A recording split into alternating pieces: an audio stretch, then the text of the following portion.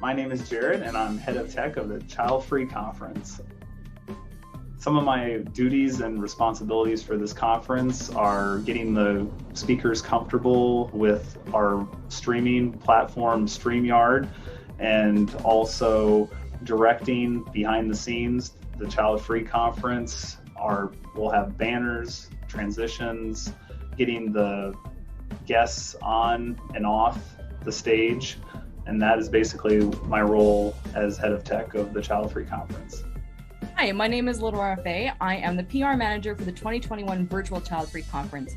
My role for this event was to create the logo, social media, and all of the panels that you'll see today with the speakers and their bios and the countdown timer, and basically making everything pretty. We want to thank everyone who helped spread the word for this event. This is a volunteer-based event. We co-founders are not getting paid for this. The speakers are not getting paid for this. So we really appreciate all of you sharing the information from the schedule to the speakers, the topic panels. It has really helped spread the word around the world for this event. And so we thank you so much for that. Hi, I'm Cody. I'm on this screen because I'm also one of the co-founders, and I was in charge of the speaker bureau for the conference. That basically means that I collected all of the inquiries that we received along the way for people that wanted to join this conference as a speaker, and we have an amazing lineup. Thank you to all the speakers that have gotten involved, and thank you to StreamYard. Thank you to everyone who shared everything, as LeNora said. And guess what, guys? We're going live right now.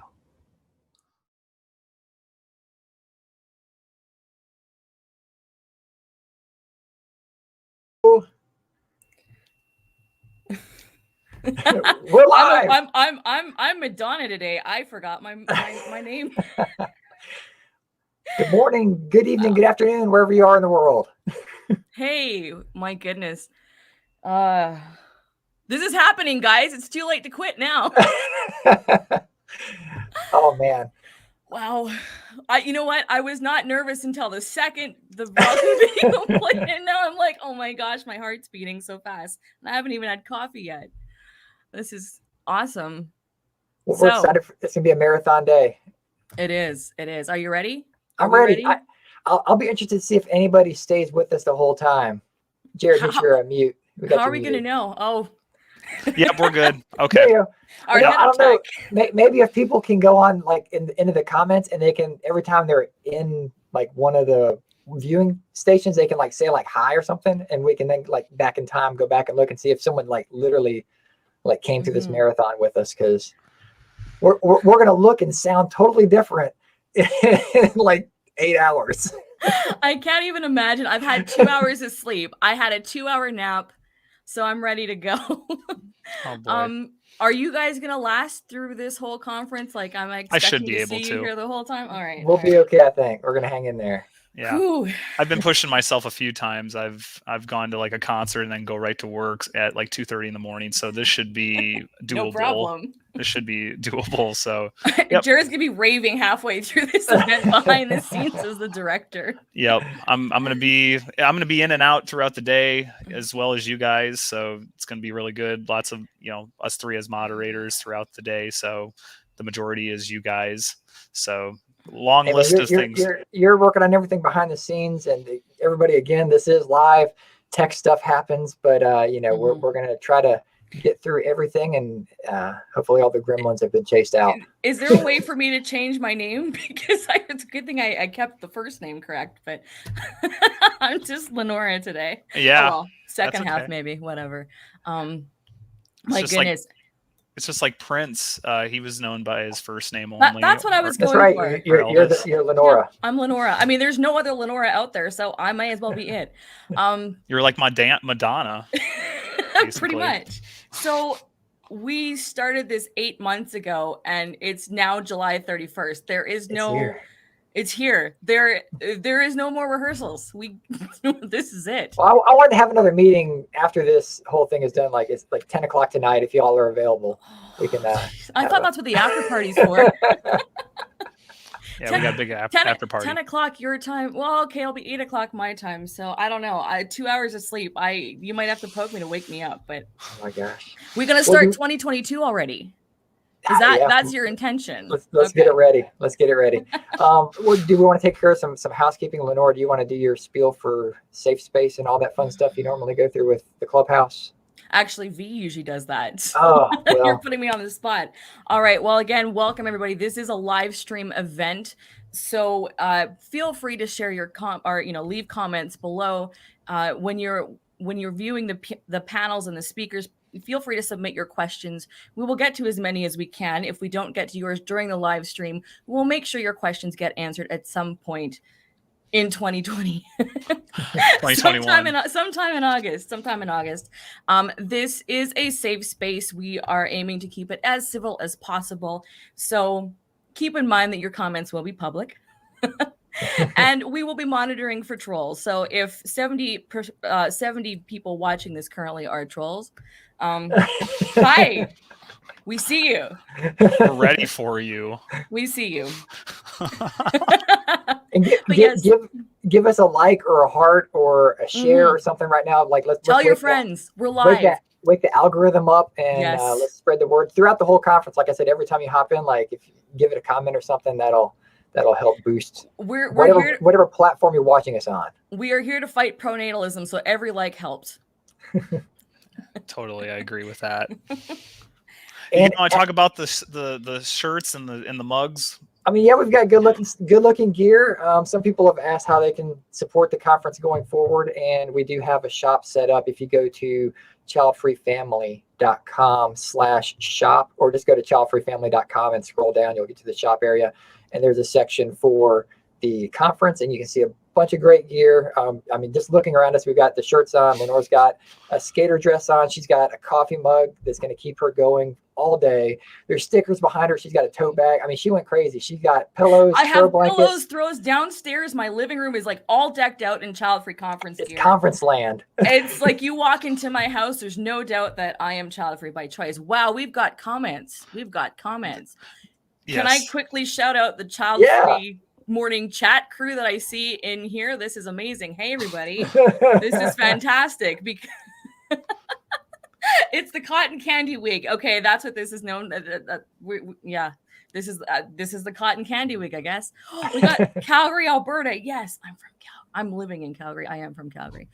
You guys will do great. Oh, maybe I should put these up. I don't know. It's share some our tech guy. Let's do that. You have the power. Hit the yes.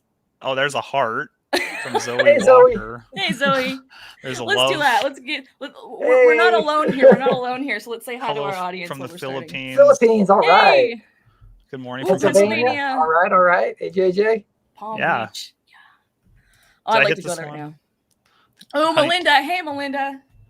Yeah, I need to go up to the very top, man. Oh yeah, we do. There's your Calgary. Yay, Calgary. There's Albuquerque. Albuquerque is really good. Winnipeg. Ooh. That's straight north of where I'm at. Your favorite hockey team. Yeah, Winnipeg Jets. Yep. We got a good morning. Yep. Hey, Kristen. Jeez. We got Ronnie Dams. V. Hey, V. V. Halftime show V. Oh, by the time it finishes. Oh, Chris. Oh, hey. Yes. Talk about it. He is. Talk about what? Oh, like replays. I wouldn't talk about nothing. We have replays. If you guys end up missing some of the show, you guys can always come back and watch the replays. They will be available. Yep. That's been our number one question. We're gonna archive everything after this is all done. It'll be on YouTube, and I think we're gonna chop them up and make them a little more digestible by the topic, so you can search things easier. Or we'll probably have the whole thing on there, and you can watch. You can watch it all over again. Once the live stream ends, it will be on right away anyway on Facebook and YouTube. And the thing is the three of us actually can't watch the entire conference right now anyway, because if I'm not moderating, I'm in the green room with the speakers and same with Cody. So we actually don't get to watch the whole thing. not as an audience member. So yes, eventually we might. Are you guys going to watch this event afterwards? I probably will. I'm gonna put it on. I'll fall asleep to it. I'll play it. Yeah, I'll get it on my TV at some point. I already dream of the conference anyway, so. I know. I mean, I don't know if the audience realizes this, but it's been 8 months. We've met every week since December. Sometimes more than once a week. Well, this last month, it was basically every day, practically getting it done. We've had rehearsals. It's been, This is the first big event I've ever done like this as far as making it. I think this is the only thing I've ever done this big. Yeah, this is the grandest scale I've ever had. And Yeah. I've done some good things, but this is the most seems to be the most rewarding, is doing something like this for making this child-free conference. Yes. And can I shout out? Thank you, StreamYard, for Yes. sponsoring us and hooking us up with all this cool stuff we're playing with today. Mm-hmm. Yeah. And can I, it's funny because we got a comment yesterday from someone saying, isn't this a little bit early to do a child-free conference? It's Saturday. I like to sleep in. This person said. I said, that's true. But hey, child-free people make sacrifices too. Thank you all for sacrificing. Yes, thank you. It's 7 o'clock for me here. I have had 2 hours of sleep. I woke up at 5-ish. I mean, I had a nap in my living room. I covered myself in my child-free conference throw blanket downstairs on the ottoman in my bay window and had a nap. So it was great. Well, we're hitting time for the first speaker. So guys, let's have some fun. Jared, we're gonna let you take over from here. Yes. Thanks, guys. Thank you. See ya. Bye, guys. All right. This upcoming panel is going to be climate change, and we'll be getting ready in a second here. Thank you.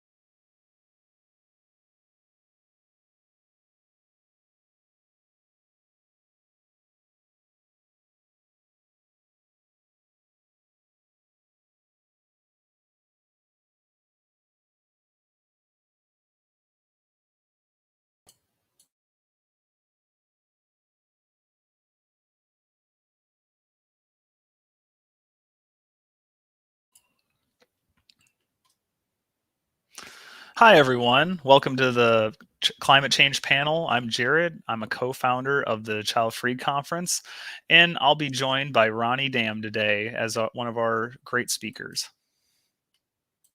Hi, Ronnie. Hey, Jared. How are you? I'm doing very well. We got looks like a great presentation today. So let me get that presentation for you up, and I'll be out of here, okay. and I'll come back to answer, ask some questions with you. So I'll get on out. Sounds Thank awesome. you. Yep. Thank you. Thank you, Jared. Hey, everyone. I'm very excited to be here. This has been an awesome run up to this experience. Thanks to Cody and LeNora, and again to Jared for getting this all together, for giving us this space, for giving us child-free people this voice, for getting us together, for making it happen. I am Ronnie Dam, and I am child-free by choice. Always have been, as long as I can remember. I am enjoying life in Western Pennsylvania right now with my husband, Johnny, and our dog and 2 cats. I'll be out gardening later today because it's been sorely neglected running up to this conference. Now, what we've heard over all our lives is you'll regret not having kids as you get older. Well, I'm older. Still don't regret it. In fact, more than ever, I am very grateful that I've never brought a child into this world, because this planet is in trouble and it's our fault. So I'm happy that I never subjected my own kids to this. So here we go. I trained with Climate Reality Project in 2013 to give presentations and educate others about climate change. Now, even in climate circles, overpopulation is a taboo subject. No one talks about it. I'm here to talk about it. I do need help in spreading the message, though, so I'd like to get you guys involved and see if you can join me to kind of get this all going. Now, we're going to have a Q&A at the end, as Jared said, but as we're going through, I want you to keep this one question in mind, because this is one that I hear a lot too. Why do you care? You don't have any kids to worry about it. Well, I'd love to hear your thoughts on that afterwards as well. This is our world. The future of humanity is threatened by climate crisis. Still, as I said, very few will speak out on overpopulation. We Childfree are in a position to be a voice for this world, our world. I'm going to give you a quick overview of the science of what's happening so that you have some speaking points on climate change that you can share when people ask you why. The Earth's atmosphere is like a thin shell around our planet. Energy from the sun comes to the Earth in the form of light. The energy is absorbed. Some of that is re-radiated back into space in the form of infrared rays, heat. Some of that is trapped by a natural greenhouse layer, which is what makes life here possible. The problem is we're thickening that layer of greenhouse gases, and more heat is being trapped. Temperatures are going up. We're treating that atmosphere like an open sewer, pouring 162 million tons of man-made global warming pollution into it every day.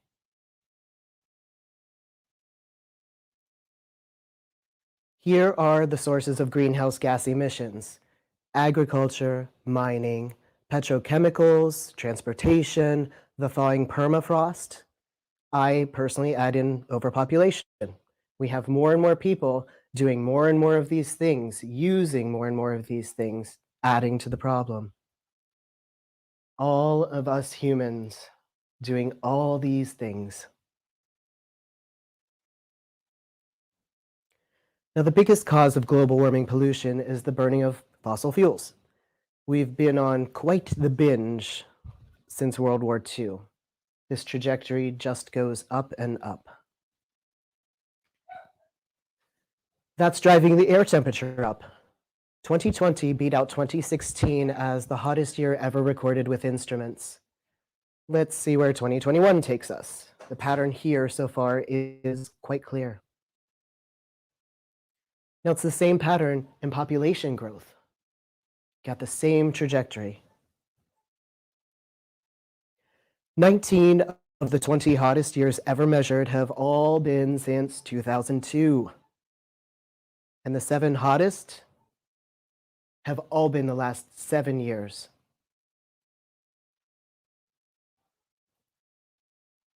"2020 was the hottest year on record for all of these countries in Latin America.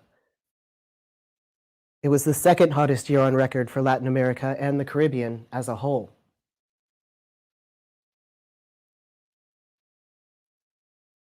British Columbia soared to 46.6 degrees Celsius, 116 degrees Fahrenheit just this past June.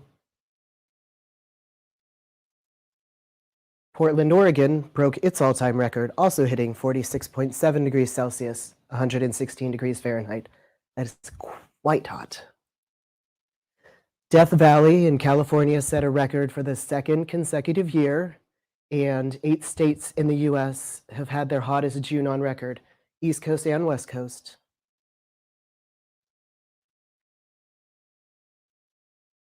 "2020 was Europe's hottest year so far.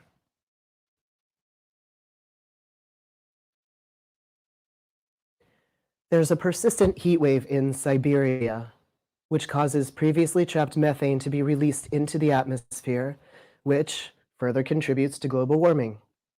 Siberia, 118 degrees in Siberia.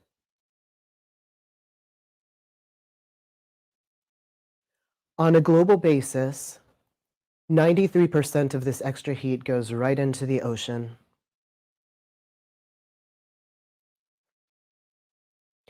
That drives ocean temperatures up year by year. There's the trend again.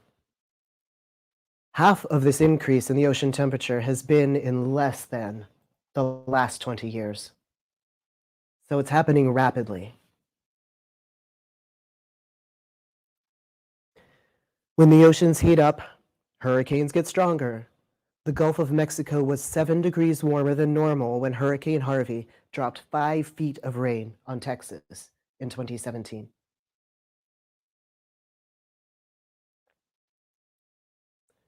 Tandem storms Marco and Laura hit last year, causing a lot of damage in the Caribbean and the US.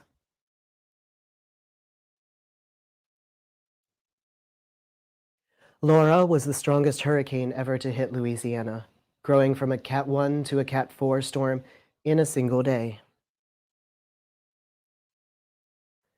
It was quickly followed by another. Last year was the most active hurricane season in the recorded history of the US. So far. Central America was hit by back-to-back hurricanes. First there was Eta, and then Iota, which was also a Category 4 storm.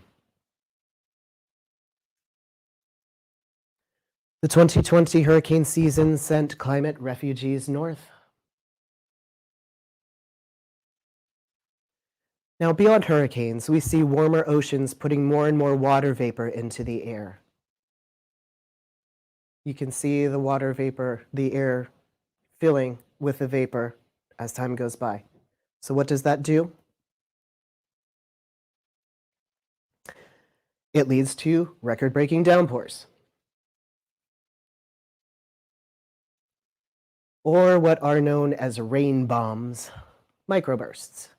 Those cause tremendous flooding events. This was Texas just in June.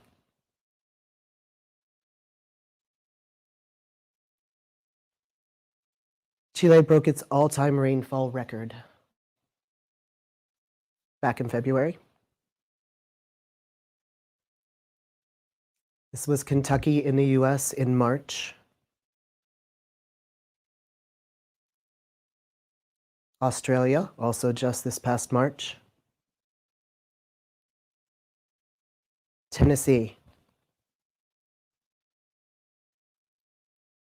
Indonesia in April. It's happening everywhere. Mumbai in May. In June, in Chicago, manhole covers burst into the air, spewing water and sewage all over the place. The sewer system was overwhelmed.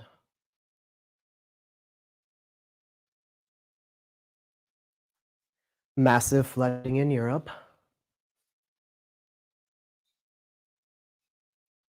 Just so much destruction. There have been 20 1 in 1,000 year downpour events in the US since May of 2010. That's 11 years. I'm not a mathematician, but that seems a little bit off. The same heat that puts more evaporation from the oceans into the air also sucks it out of the soil, making droughts strike more quickly and drive more deeply. So from flooding to droughts, Brazil is in a deep drought. Some residents there have their water cut off every other day.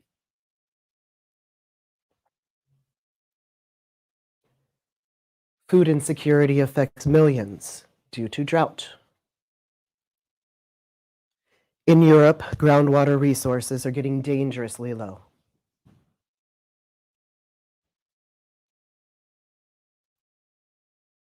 Mexico is losing land to desertification. People have to move.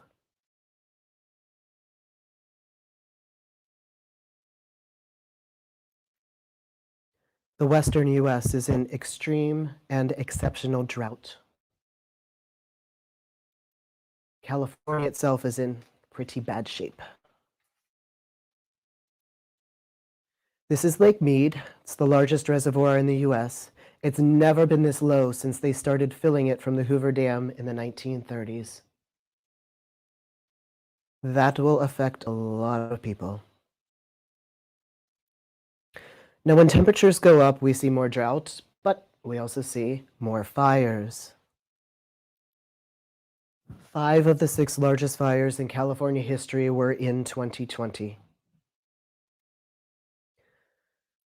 Now, the 2021 fire season started even earlier, and it started out much drier.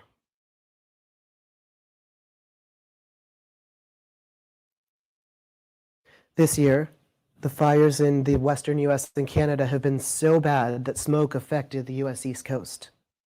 Here in Pennsylvania, our moon was red every night from the smoke. 2020 was the second year in a row that Australia's fires caused smoke that circled the globe. Now, 2021 was the quiet fire season for them. Instead, they got a plague of mice that only major flooding could contain. Worldwide weather catastrophes are clearly on the rise.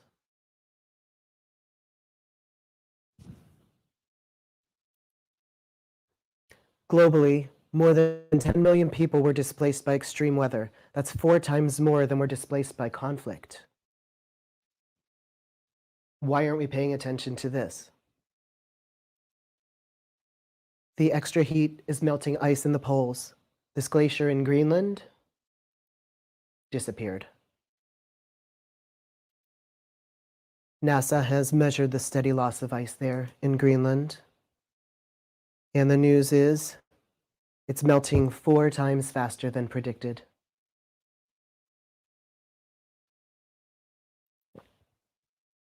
The Arctic ice pack has plummeted. It is in the process of going away completely in the summer months. The Arctic has transitioned from absorbing carbon to emitting carbon. This is not a good sign. Sea level rise caused by the melt is why this little octopus showed up in a parking garage in Miami. Cute.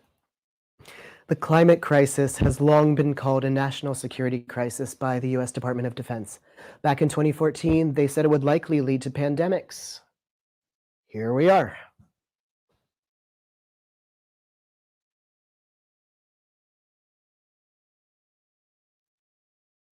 These areas you see in black are currently considered uninhabitable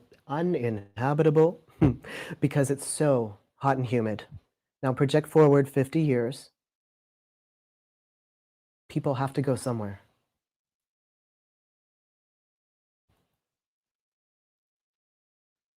People need to eat. They need employment.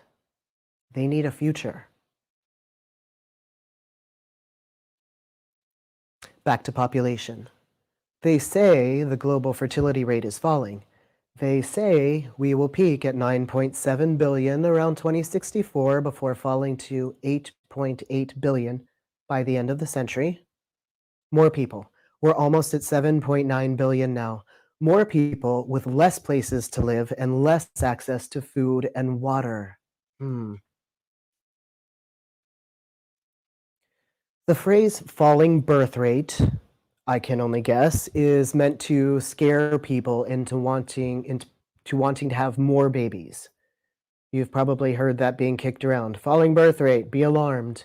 Please note, mathematically, even with a falling birth rate, population is still increasing, and the planet warms. Population overshoot occurs when there are too many people to sustain with enough food, water, air, etc. I haven't even touched on air pollution. We're killing the livability of the earth. We may come to a threshold beyond which our farming practices of today simply can no longer support human civilization on a large scale.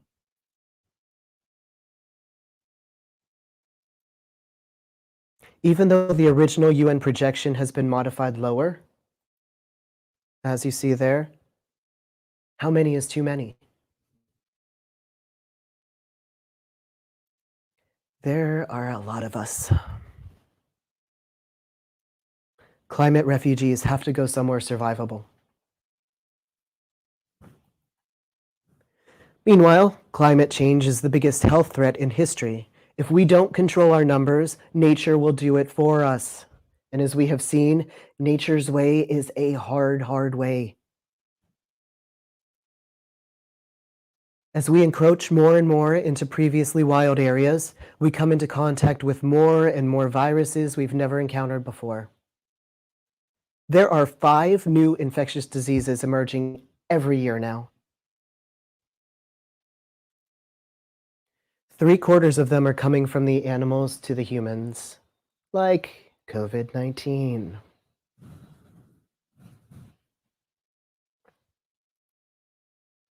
Tropical diseases are on the move. Air travel has something to do with it, but climate conditions are allowing them to take root in new areas.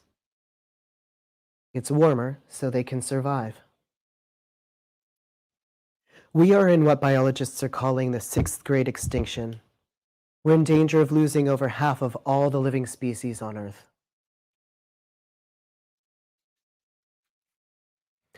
As the human population increases, the purple line there, pretty much everything else decreases. The green line is extinctions. It's been estimated we lose 3 species per hour.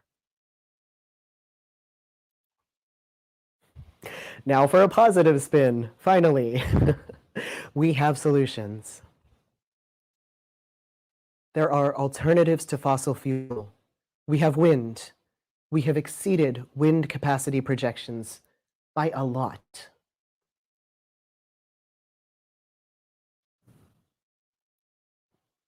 Installation of wind in the States is increasing and accelerating. This is a good thing. Heck, in Texas, they're giving it away. Wind is creating a surplus in Texas.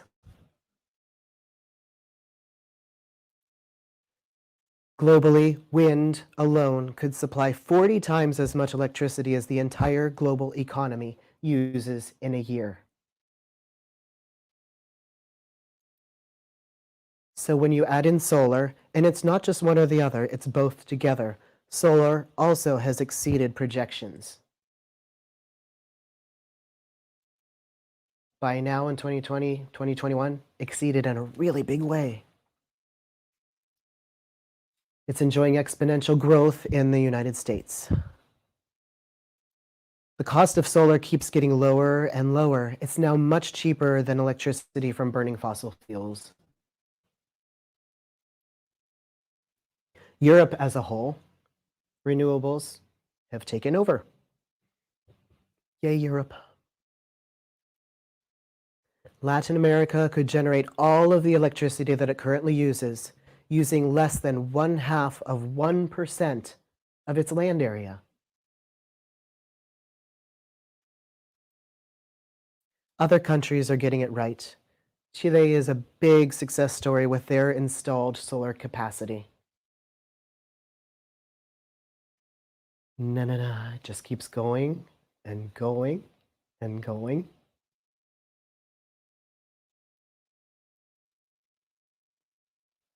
That's awesome. That's their solar capacity. It's the same story in India. By 2030, they expect to see this kind of growth. Now, they do still burn too much coal there, but maybe that will change very soon. Rural areas of India are going solar, bringing electricity to farms.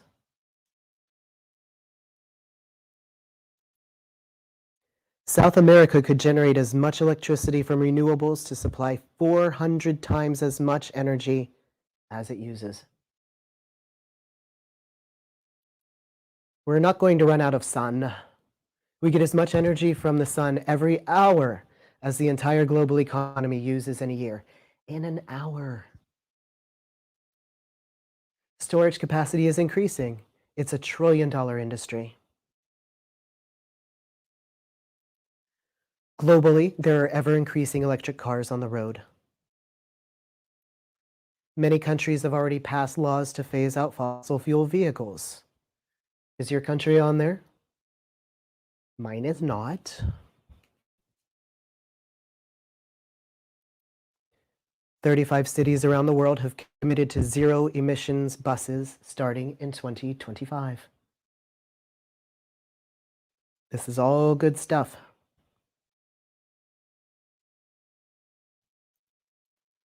The oil market is declining. So what is the oil industry doing for growth?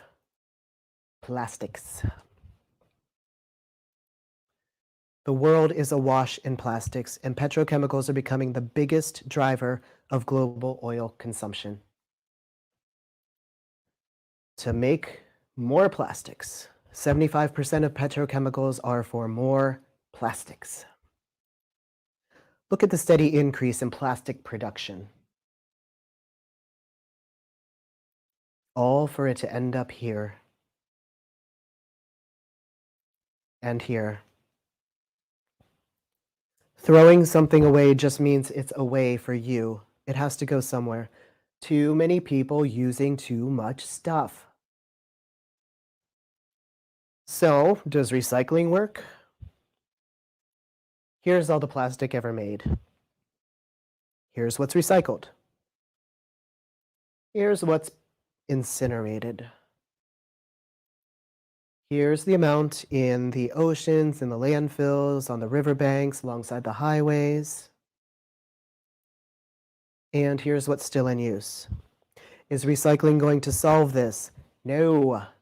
We need bioplastics, and we need to stop subsidizing plastics.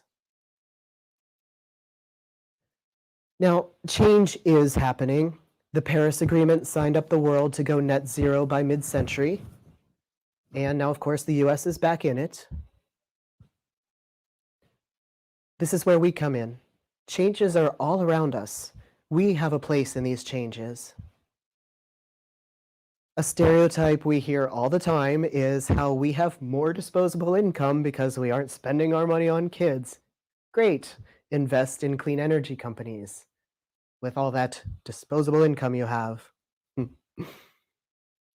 By the way, those coal plants that are announced are generally being defeated, never get built. We're seeing that all over the world, so that's a good thing. 36 countries are committed to phasing out coal. Check and see if your country is on this list.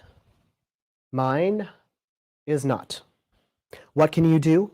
You can speak out. You can join groups. You can support the activism. Coal is the most polluting fossil fuel source. And yet, we're seeing governments still subsidize fossil fuel energy with very small subsidies for renewables. 36 times as much for the fossil fuels. That's insane. We need to change that.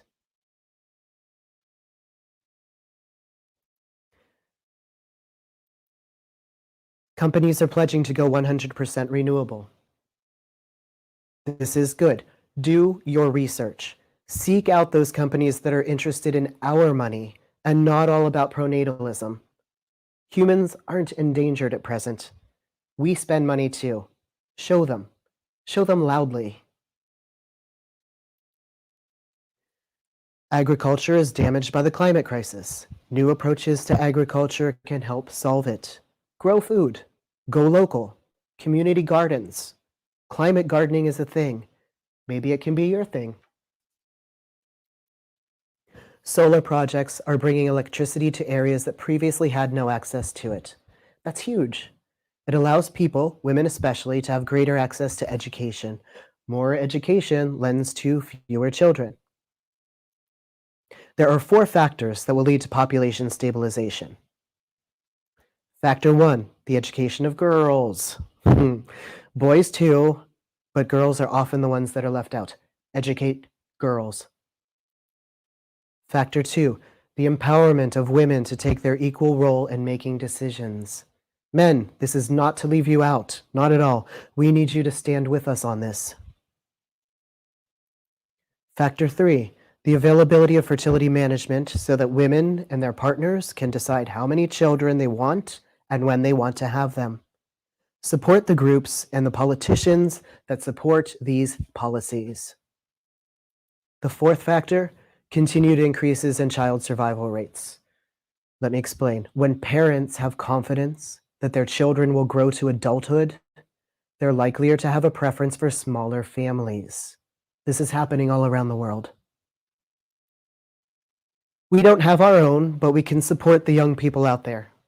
Nieces, nephews, neighbors, friends. The youth is speaking up. This is their future. We can be a voice for them and with them. Everywhere they're speaking out. This is in Detroit, Colombia, Kenya, Uganda. I traveled to Uganda 4 years ago and saw firsthand the need for fertility management and family planning. I spoke to children in schools about having the choice to be child-free. They were kind of blown away. They didn't even know that was an option. We can do this. We can show them that they have options. India, Spain, Indonesia, a climate rally in Jakarta last year. What can our community do? We can join in with those using their voices, their votes, their choices to fight for life. We have made our choice to be child-free. Let's lead the way. We get vocal.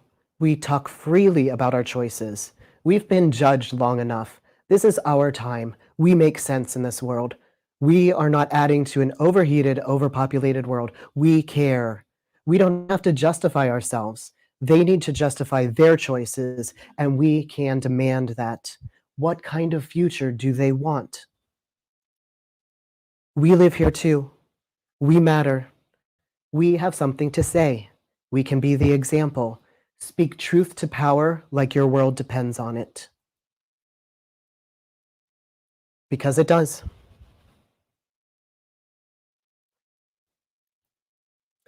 Now, if this presentation has intrigued you, please look into the Climate Reality Project, because what I've shown you is the very tiniest tip of the melting iceberg. The latest slide deck presentation for this is over 600 slides. There's a lot more information to be had, and it's all very interesting and enlightening. So please look into the Climate Reality Project. The trainings are ongoing, virtual, and above all, free. And I need the Child-Free Company in there. My book, An Atypical Chick, about my child-free journey and climate change, is available on Amazon. I'm offering this Kindle version for free right now to conference attendees, so if you are interested, please download it. You can find me on Facebook and Twitter. Please connect with me.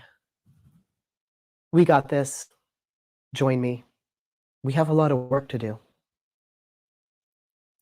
Jared and I will be taking questions now, and hopefully you were thinking about the why should we care question. Let's discuss. I'd love to hear some of your thoughts on that. That was a very insightful, informative presentation there, Ronnie. I just wanted to ask if anyone missed any part of that presentation, what would you tell them as the high points, or if we could recap that presentation? There's a lot to go through with that. It's a lot to digest. Going through it, I would say the high points are, yes, it is global warming. We call it climate change because global warming made too many people think it was the wrong thing. Yes, the climate is changing. Yes, it is because of man-made pollution. Yes, we are contributing to it. And yeah, we child-free kind of have the right idea. Now, when I was on the radio, I was listening to the radio a few months ago, and I was listening to NPR, and they were trying to talk about everything but the having kids thing. Why aren't people in the professional climate change community more vocal about the fact that having children or multiple children is a large contributor to the climate change decision or the situation? Oh.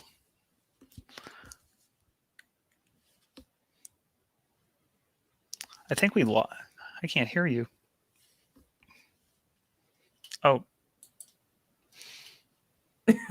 Yeah, your microphone is muted. Okay. Hey, we're live, people. All right. Yeah. Can we hear? Oh, wow. We must have.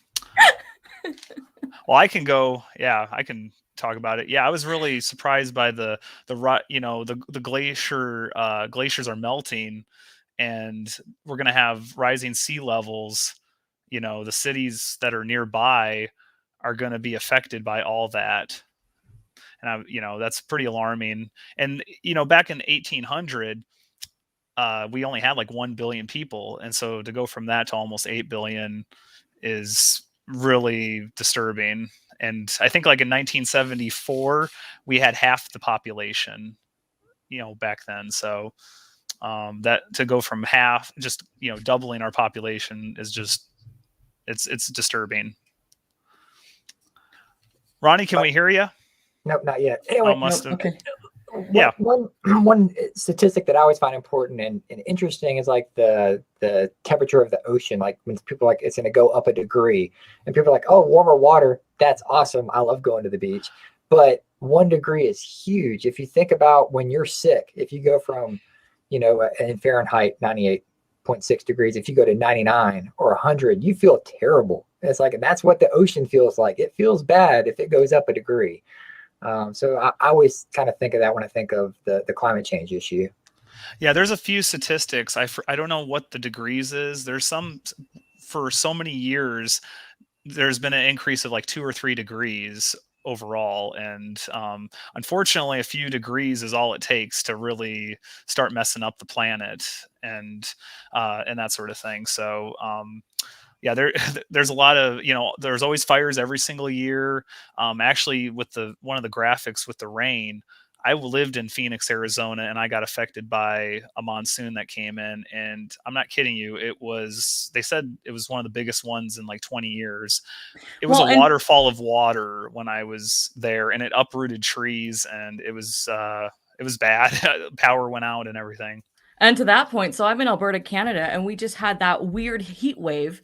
And, I'm in Calgary, and we don't have air conditioning in our houses. So, when Ronnie was mentioning BC, I was in BC at the time as well. I was bouncing back and forth, and it was 45 degrees Celsius, which is over 100 Fahrenheit. Like that was, I can't remember ever experiencing something that hot. And so I honestly never really thought too much about climate change. I think because I'm like, I live in a snowy city, so it seems to be always snowing here. And we had snow in May, and then we go to 45 degrees Celsius, which in a matter of months. So yeah, I saw that comment there. Would you like me to read it? Yes, please. I never held climate change as a reason to be child-free, even though I have always said there is not enough space or resources on this earth. But this has given me a new reason to be child-free, which is not merely personal preference. Yep, I am in that club now. So that's a nice comment. How are we doing with Ronnie? Oh, nope. This must be all clear. One may be enough. Oh my gosh. Well, all clear on my end. Okay, so we can't figure it out. All right. This is a live conference. Something's got to go. But at least we got through your presentation. Thank you. Ryan. Yeah. Well, we like the Northwest, we seen unprecedented heat that I never seen the Northwest be affected by the heat so much. Yeah. It was record breaking temperatures the whole time. Can I ask you though about that comment? Has that been a factor in your decision to be child-free, Jared? Climate change? Yeah, absolutely. I put it as one of my, I've thought about it, like one of my 3 big reasons of being child-free. The population is only going to go up, and she mentioned it that even though they're saying that the birth rate has fallen like 6 years in a row, it still doesn't justify. It's still rising. The world world population is still increasing at an alarming rate, and and it's only going to get more. I think it was like 10 billion by the end of the century. I might be wrong, but I think that's what I heard. And it's more famine, more hunger possibly, and it's definitely a huge contributing factor to why I'm child-free, because I care about this planet, and I'd like to see it be around for a long time and not turn into a living nightmare or fiery furnace, or the temperature rising. Because and that's why and your mic's now working. Even though you're child free, you still care. Yes. Yep, I'm back. exactly. That seems to be one of the biggest stereotypes. Okay, let's quickly go through some of the comments. This one's interesting. I'm going to bring this one up. Ronnie, please comment on this one here. I heard Climate Reality wasn't mentioning gender in their work. Glad to hear it has been added. Maybe I will become trained then. What are your thoughts on that? Yes, they hadn't been mentioning population stabilization. They recently put that in. I was very happy. Gender also, yes, very important. I don't think it was because they were trying to ignore it. It's because the topic is so huge that you just can't mention everything. But if you don't see something that's in the trainings that you think should be in there, like me with overpopulation, get the training and then add it in yourself. Be that voice. That's what we have to do. Take the lead. We have to. Yeah, I wanted to ask one of these questions here. Why aren't people in the professional climate change community not wanting to talk about not having a kid is the right way to combat climate change? I heard it on NPR, like they wanted to say every alternative option except for the not having, like not having kids. That's going to help the world population and like the carbon footprint we were talking about. I don't know much about the carbon footprint myself. I'm a beginner on that, but each person has a carbon footprint as throughout their life. Yes. Or am I wrong? The carbon footprint is how much basically carbon emissions that you're going to put out in your lifetime just by living. There was an article in Bloomberg just this morning. My husband shared it with me that, the falling birth rate will kill the economy. That's why pronatalism is a thing, because we have to have more and more people on the planet to keep that economy steaming along. Doesn't matter that if there's no water to drink, there's no economy, apparently. Yep. So that's why they don't talk about it. It seems like they put they're putting the economy first. They want the present. They want to care about the present. They don't care about the future, because you know what? They're going to be dead by the time that comes around, they think. And unfortunately, there's future people that are going to have to be the bearer of, have to bear the consequences of the actions of people currently and in the past. It's kicking the can down the road. Exactly. Yep. And it's sad that it has to be, it's like that. Not having a kid, it helps, I don't want to be a part of that statistic helping the world, the world population rise. I just don't want to do that. So let's see, we got another, is there anything you want to reiterate from your presentation? Speak. We keep quiet. We try to keep to ourselves. We hate the questions that people give us all the time. I like to think that, now that you've got a little bit of this background under your belt, these are some of the answers you can give when people try to say, well, you're just being selfish. Actually, we're not being selfish. We're helping. We're contributing to this to be a better planet for their children. That's completely unselfish. We need to speak. We just need to keep talking. We try to be polite. There's no time for that anymore. No. So we just need to get out there and be the voices. Yeah. These kids are trying to get their message out there. So let's help them. We have an incoming question. I think it's seen someone's pressing some. We got it. Well, I have one for you. How do you respond to technology will increase in the future, and that will help eliminate emissions from cars, utilities, factories, agriculture, so the population will be a non-factor? Do you think technology is gonna help? It's gonna help. Well, we have the wind, we have the solar energy, we have the wind energy. Actually, when I'm in South Dakota here, we have a bunch of wind turbines and stuff. And nice. When I was in Palm Springs, offsetting the fracking. Yeah, Palm Springs, there was a ton of wind turbines when I was around there. Yes. I know. Yeah, you were saying in Denver or in Colorado where I was at, it seems like oil fracking is a big thing. Can you just talk about oil fracking and like its harm on the planet?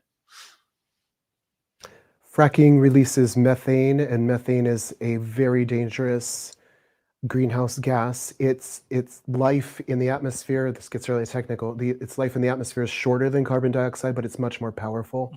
So releasing methane just kind of exacerbates everything. It ramps it way up. we have a lot of fracking where I live in Pennsylvania, and more horrifyingly, we have what's called an ethane cracker plant just south of us, which is going to be producing plastic from the side of fracking. So while the natural gas isn't as much in demand and all the companies are going, oh, where are we going to get our money? Now it's plastics, like I said in the presentation. That also was not touched in the presentation until recently. So again, it's constantly evolving. So again, if you think something is missing in it, join in and be that part that's missing. That's what we can do. I don't know if this is just hearsay, but I think one of my friends said that supposedly oil fracking can lead to earthquakes, possibly, or am I wrong? It does. Yes. Okay. No, you're right. They try to deny that, but you see where fracking takes place, there's an increase in earthquakes where there may never have been any ever. But yes, quite an increase in it because you're forcing air and fluid down into the ground. Something's going to happen. How can we get your book again is what we have for a question. Okay, it's on Amazon, and forgive me, I've been so busy trying to get the presentation ready that I haven't set up the free download yet. So give me a couple hours. But just go to Amazon, search for An Atypical Chick, and you will find it. And within a couple hours, I will have it so that it'll be a free download on Kindle. Okay. Give me some time. Okay. Well, thank you, Ronnie Dam. Thanks, thank you for Kelly. your time. Great presentation. Very informative, insightful. How can we get in touch with you today if we want to contact you? How can we reach you, Ronnie Dam? Okay. I hope it wasn't too depressing to start out the whole conference. I tried to keep it light at the end. That's good. And positive and hopeful. But if you want to get in touch with me, I'm Ronnie Dam on Facebook. On Twitter, I'm at, I'll put my link in the conference page. I'm drawing a blank. I'm An Atypical Chick on Twitter, Woman RD with a Y, woman with an, yeah.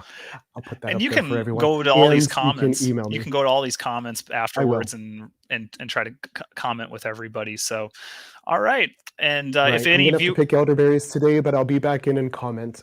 Yes. And put my contact information up there. If any viewers have any questions on the climate change, please comment below. We'll do our best to get an answer from you from Ronnie Dam in the future. And this has been the Climate Change Panel. Thank you for your help. And thanks for being a presenter today. Thank you, Jared. It was a great opportunity. Thank you. Thank you. And this has been... Have a good day. Thank you. This has been the Climate Change Panel, and we're going to have a new panel coming up next. Hold on to your...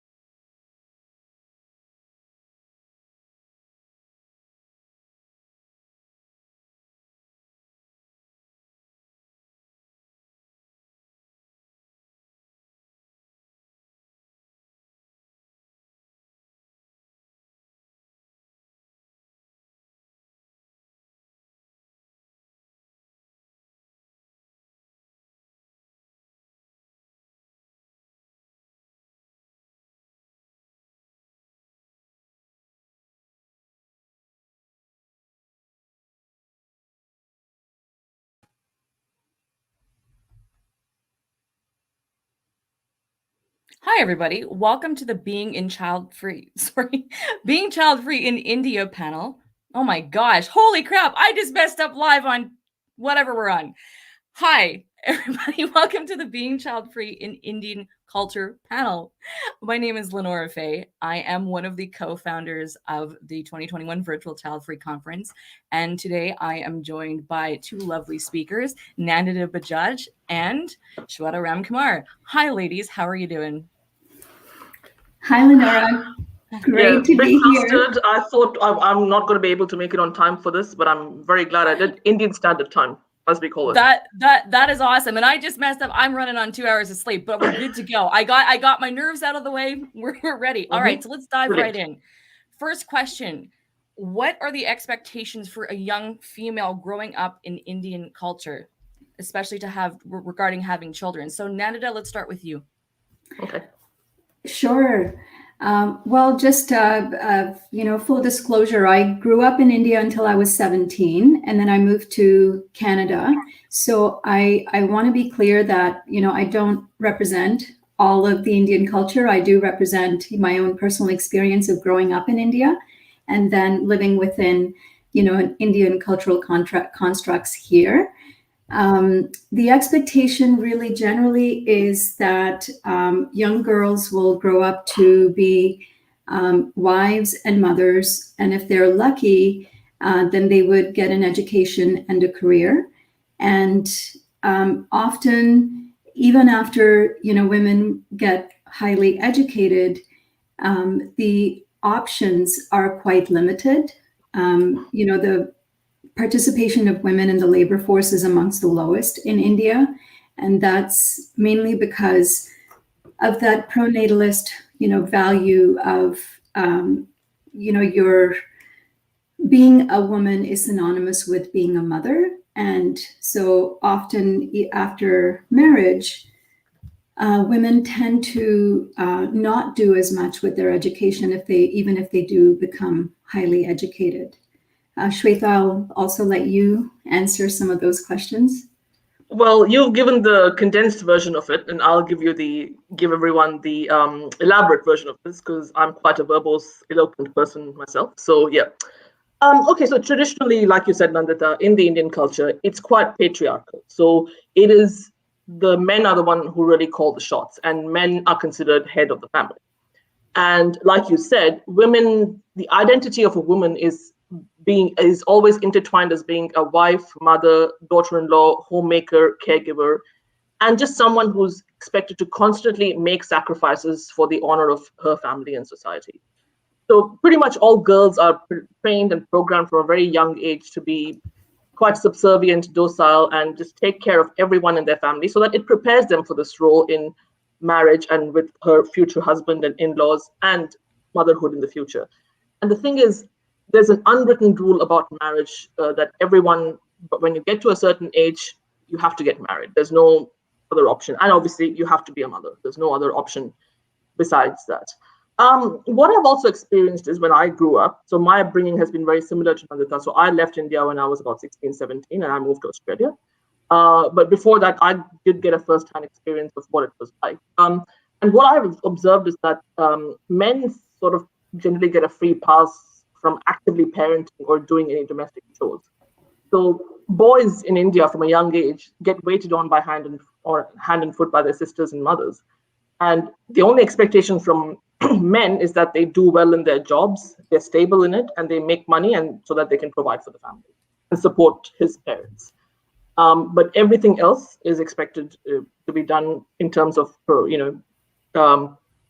creating a family and raising it. Everything is, the expectation is completely on women. Nandita, would you like to add a little bit more? Yeah, and then, later on in life, as the parents and parents-in-law become older, it's the women, the daughters-in-law, and the daughters who really shoulder the burden because there aren't any infrastructure, and there isn't a lot of infrastructure for elderly care there. So it's very much single-handedly falls on women. So like you said, Shweta, is women end up spending most of their lives being caregivers to other people and not really having a chance to put their own aspirations, their needs, their their own identity to the fore. Mm-hmm. Yeah, and over the years, and despite the world becoming very globalized, and India now leading globally in so many parts of the world in so many different fields, these expectations from women haven't changed significantly. Yeah. Yes, parents now do expect their sons and daughters, including daughters, to have an education and degree, but it's mainly really to do to tick a box for society and earn enough to take care of their parents prior to marriage. It's just for that. Because eventually the expectation is that once you get married and have children, that's going to be your life. And excelling in career and furthering education is not really encouraged, as the narrative is that all is going to be given up once you get married and once you become a mother. And only if the husband or in-laws permit you to pursue those things can you actually go ahead and do that. And these achievements that are, anything besides marriage or motherhood is not really strongly celebrated and acknowledged. And even nowadays, career-minded and ambitious women are really frowned upon. So once girls get to a certain age, the only obsession that parents have is that they have to get them married to the first available bachelors before she's left on the shelf and all the men are, eligible men are taken, I suppose. Nandita, back to you. To your point about, career-oriented women and women who are seen as independent, that's a bad word in India, is really seen as a threat to the patriarchal pronatalist society. And, often they either lose opportunities for employment, for relationships. I'm not going to generalize, but I think generally, men are not interested. Again, not all men, but some of the more traditional conservative men are not interested in being in relationship with women who are highly independent, autonomous in their, reproductive decision-making, in their aspirations, etc. They really are seen as a threat. Yeah, and the other thing is I've noticed over the years is that whether it's Hindu mythology, the religious stories, Indian movies, TV shows, advertisement, Indian women are always predominantly portrayed as mother figures. So, and every TV show will always say, when are you giving us the good news? When is the kid coming along? And if the couple is on the fence, the rest of the world will pretty much try to talk the woman into having a child because it's going to be so beneficial.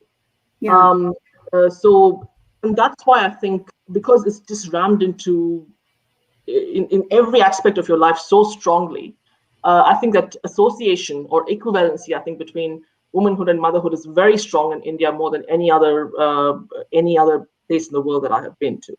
And the other thing is that our society is a collectivist one. So, so everyone is in everyone's business, really. And people who choose to go against religious and social norms, they get judged and stigmatized and criticized by everybody, whether it's out of choice or whether it's out of circumstance. And it's just considered very sinful, degrading, shameful, and immoral. And and this is happening even though women nowadays are becoming so financially independent, they're career-driven and ambitious, and they've taken up leadership positions in the workplace more than ever before. The fact that they have not fulfilled their duty to procreate, that is still seen as just not good enough, doesn't make them a complete woman. And the reputation of the parents and families and in-laws are also jeopardized in the process. So I have another question for you too. Do these expectations differ if you live outside of India?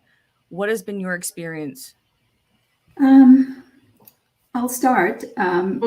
And just like Shweta was saying, we are social animals. The Indian culture is a very collectivist culture. So there really is, a sense of conformity when you're living within the confines of cultural norms. And like Shweta beautifully said, there is moral policing that goes on if you're not abiding by those cultural rules. And so at least for me personally, being able to step outside of the confines of that cultural norm and moving to Canada really gave me an opportunity to lean into some of these old, outdated ideas that I had grown up with myself. And had identified with them deeply and seen them as real and true. I grew up with the idea that I was going to, grow up, and my family was fairly progressive, so I knew I was going to get a good education, go to university, and participate in the labor force. But I was still deeply identified with this idea that I would find a partner and get married and have 2 kids, and 2 being, the norm now. And even though at the time I really didn't, growing up, I never really fantasized about being a mother. To me, just like most Indians growing up within that culture, it really is not presented as a choice. It's kind of this choiceless choice because, again, like Shweta talked about, there are so many checks and balances in place that make sure you do not fall or stray from the dominant narrative. So being able to be in a significantly different culture here in Canada, it gave me an opportunity to reflect more deeply. And because we are social animals, we are influenced by our, spheres and who's in our community. So for me, it did end up expanding my own worldview of what was possible. Whenever you are able to see alternatives, like having aspirations and, being able to see options other than motherhood, women take those opportunities. And that's definitely been my experience. I know there is a strong Indian community in different parts of Canada that has still very much is still enmeshed in the old traditional conservative values and are holding true to them. And I've consciously made a decision to not be part of that because as much as I value my culture, I'm very close to my family. I do find it quite stifling to be part of that, prohibitive norm. Shweta, over to you. All right. Well, my upbringing was quite different. Even at the time when I was growing up in India, I come from a very liberal and progressive family. So when my mother got married, over 30 years ago, my mom has always been a very career-driven woman. And before she got married, she told her parents, I want to continue my education and I want to continue practicing as a doctor after marriage. That's non-negotiable. So she told my grandparents that only find a person who is going to tick that box for me. And my father was looking for a working woman. So that kind of worked out. And, and she went on to really doing well in her studies and career after she got married. She had a lot of support from both her parents and her in-laws as well. And that sort of, those values got instilled into me somehow that, my parents are very big on education and just doing whatever career path you pursue, make sure that you give it your all and do a good job. That's what my parents they've always instilled from me from a young age. And also becoming financially independent is one thing that they've really stressed that I have to do. So I've had a very different upbringing, to what's considered the normal way Indian women are brought up. And so when I was a child, I told my parents, you guys are never going to be grandparents. They didn't say anything. They were like, oh, and life just went on after that. But I have seen over here in Australia that in terms of Indian women who are born and brought up in Australia, they don't face the pressure of giving up studies and career that Indian women in India do. But the whole motherhood and marriage narrative after a certain age, that pressure is very much there. Yeah. So what happens over here is that I'm sure it's the same story in Canada, I'm assuming, that Indians generally grow up with the same group of people from their community and stick to socializing and befriending only those kind of people exclusively. So what they do, whatever they can to best fit in with that group and conform to that group, that social circle, which includes career and life choices. And very few women, like me and Nandita, willingly defy motherhood and any other choices that community entails. And they do it mainly because they they have a fear of missing out. And similar pressure is put on these women by family, friends, and the Indian community to follow the life script forward. And the fear of missing out really isn't coming from the women. It's really this cultural expectation is the fear of the other, the fear of not conforming, the fear of not being seen as having parented your children well with good values so that they go and, do follow the path that you had laid out for them. So the fear really is of being judged because, again, being a very collectivist society, we are hugely influenced by what people think, what people say, and because that's always at play, there is so little autonomy. I think parents feel significant pressure, even if they want what's best for their children, and they want their children, like you and myself, to follow their passions.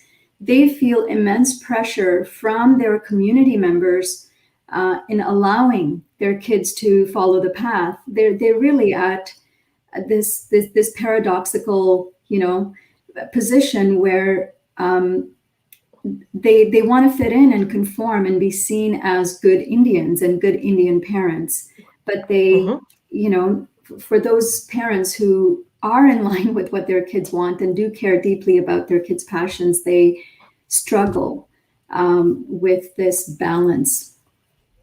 So absolutely, yeah. On that topic, I'm going to skip the other two questions because this segues nicely into the last one, which is so fascinating. What are your thoughts on the conversation that's happening in India regarding being child-free and even antinatalism for that matter? Because, you're talking, and not just in India, but, within the culture as a whole. And how do you feel like this will play a part in having these conversations? So the fear of missing out becomes less because you're talking about it. Families are talking about it. I know it's a loaded question because there's a lot of work to be done for all cultures, but what are your thoughts? Nandita, we'll start with you. Sure. So I just want to, clarify one thing, but I'll answer the first part, which is I feel quite heartened by what's happening in India with the uprising of the child-free movement.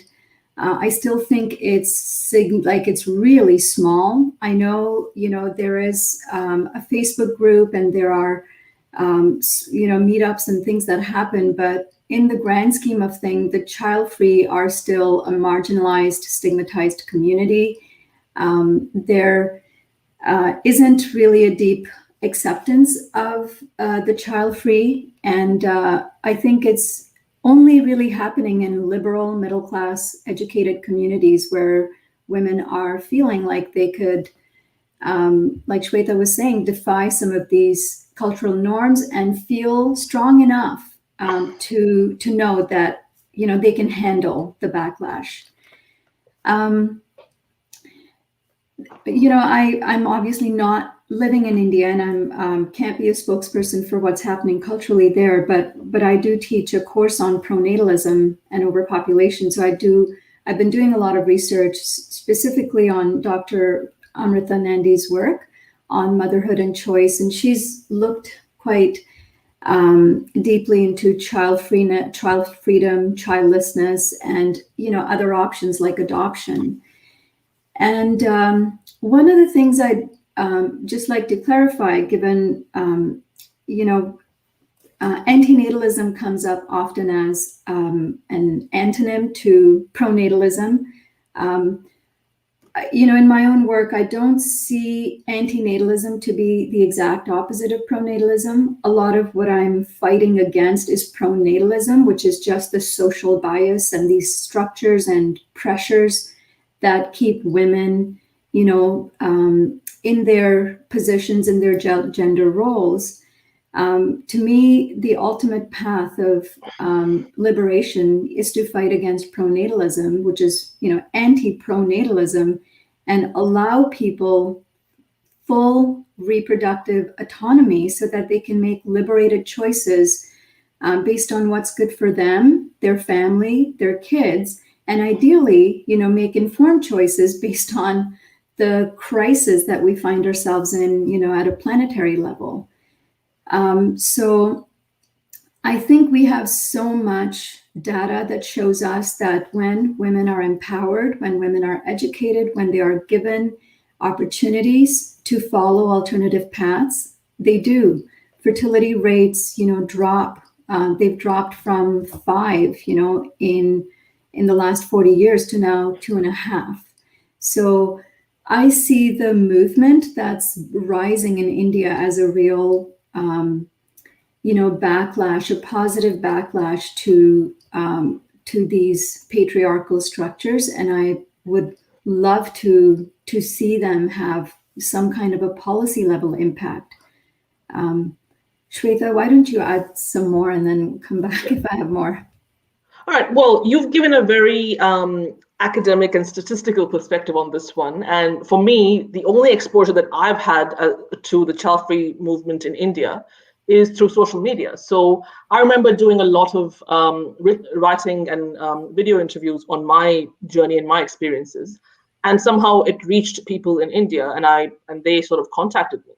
And then I got to see what they were doing. And that's when I was led down the entire rabbit hole of antinatalism.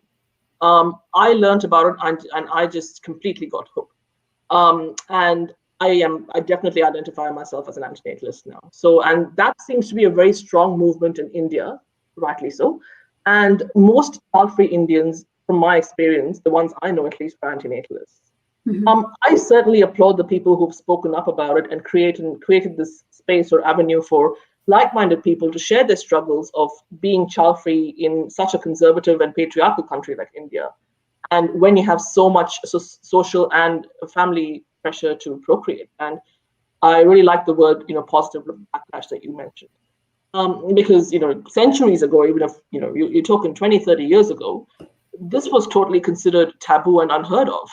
And now, over the years, this has got so much recognition and acknowledgement, even though it's on a small scale. But will it be as accepted as it is, to be child-free? I mean, to be, will that be as equally accepted, say, how it is accepted in Australia? Will that ever be the same in India? I'm very doubtful. And child-free living there will never be the norm. I mean, what people say over here in Australia, I know for a fact that by 2031, so that in 10 years now, there'll be more child-free people than parents in terms of the number, in terms of population. So that's the estimate. And I think every time I go out and socialize, I'm meeting someone who's child-free. So, I'm doing something right. But that will never happen in India. And so here, nobody really cares when I tell them that I'm child-free. Whereas over there, this kind of life choice will never be the norm, and it will never not have any criticism on that. Nevertheless, it's a small step, but it's a step in the right direction.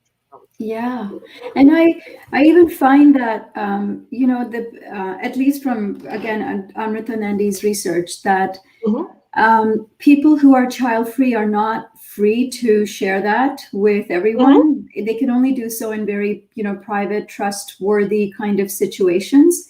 And often, when asked, they would say they couldn't have children. They are childless because that gets them sympathy. And, again, it doesn't threaten that structure of like you made a choice for yourself based on your own, autonomy, which is unacceptable for most people in India. But if you can't have children, well, it's out of your control. Therefore, people sympathize with you a little bit more than choosing child-free by choice, choosing child-free.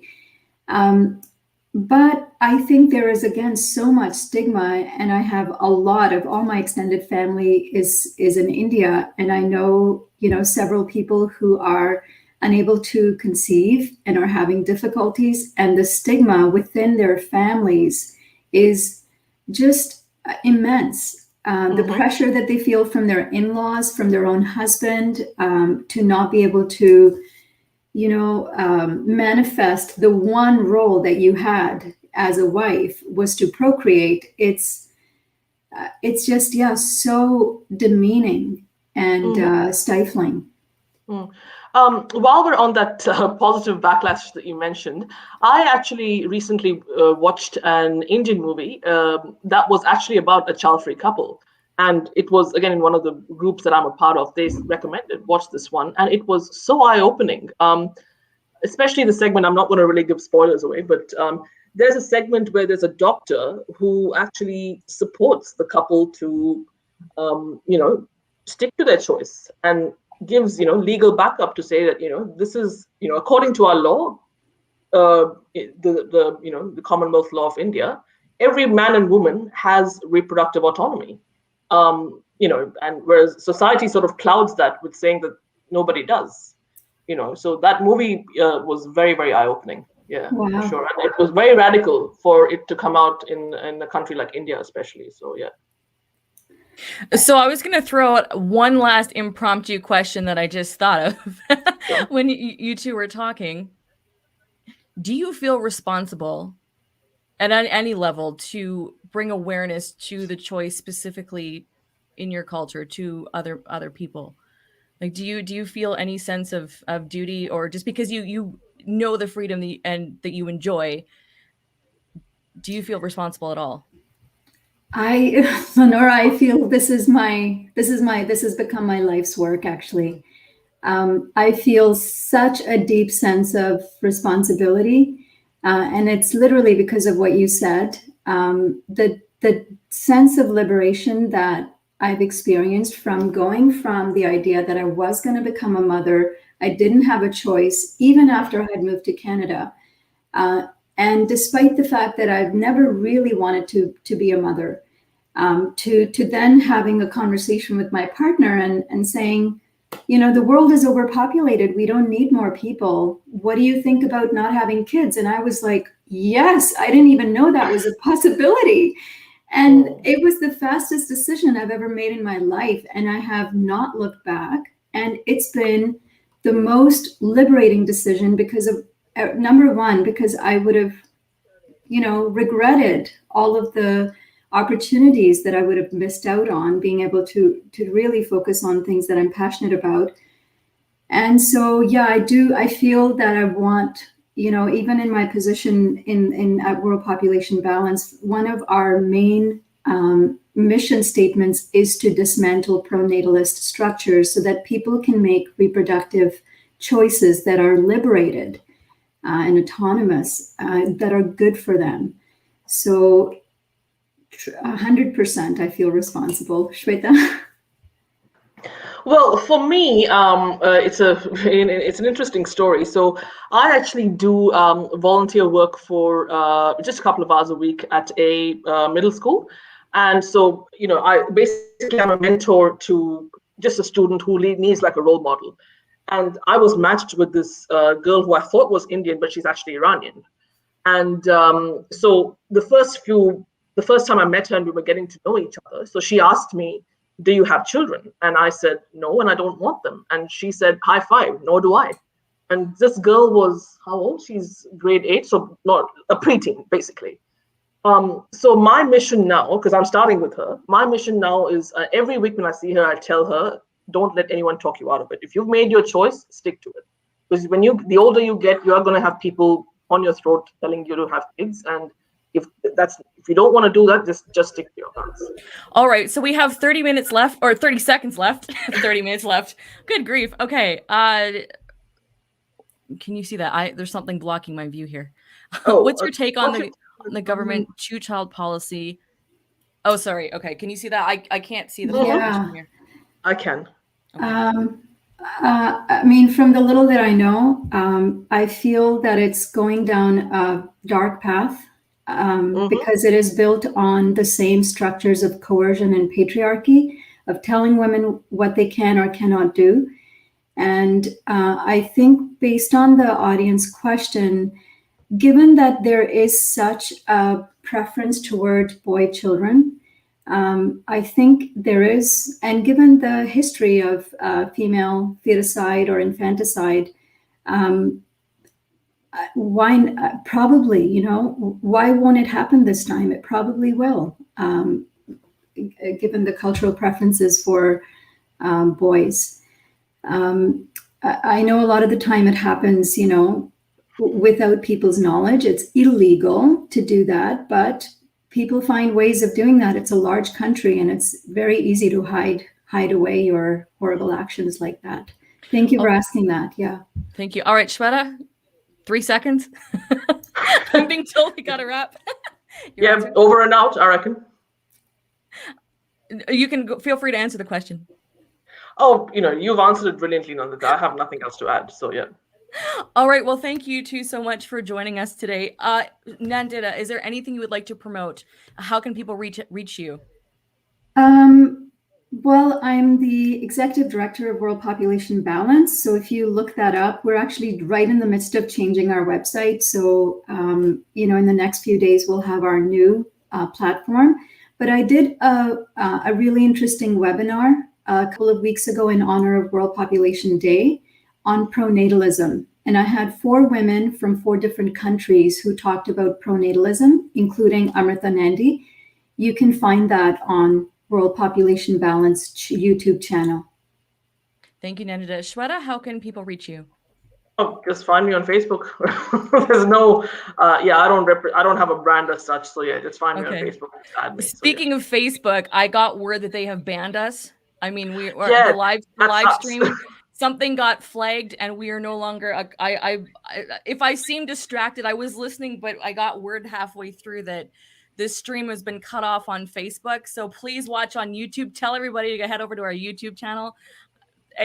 We'll figure it out. But anyway, thank you both for being here today, for sharing your insight. Really important conversation, and I'm just thrilled that you joined us today. So thank you again. This has been the Being Child Free in Indian Culture panel. I've got all my flubs out of the way, hopefully, for the day. Thank you again. Yeah, it was a pleasure. Thank you so much. Thank you, LeNora. Thank you, guys.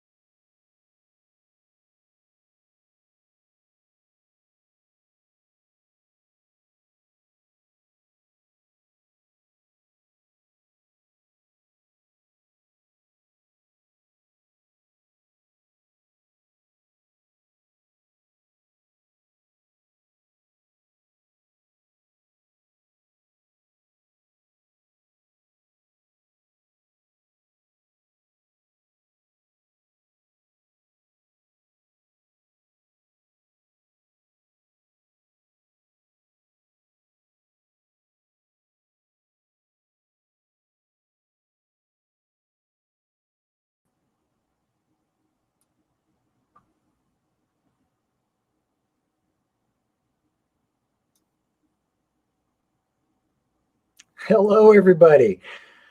Welcome to Married and the Child-Free panel. I'm Cody, a co-founder for the Child-Free Conference, and I'll be joined today by Rebecca Lowe, Beth Adams-Brooking, Teresa Cummins-Fisher, and Jennifer Keene as speakers today. And just a quick moment of housekeeping. We're only streaming on YouTube at the moment. Facebook put a block on us for copyright infringement. I guess they think all of our voices belong to Sony, and so they won't stream us on Facebook. So if you guys are watching this on YouTube, please promote the link to YouTube in your group, your page, whatever, and say, hey, send everybody to YouTube, because if they're going to our Facebook page, we put a blurb there just letting folks know. But technology and streaming. Anyway, welcome everybody. How are y'all? Good.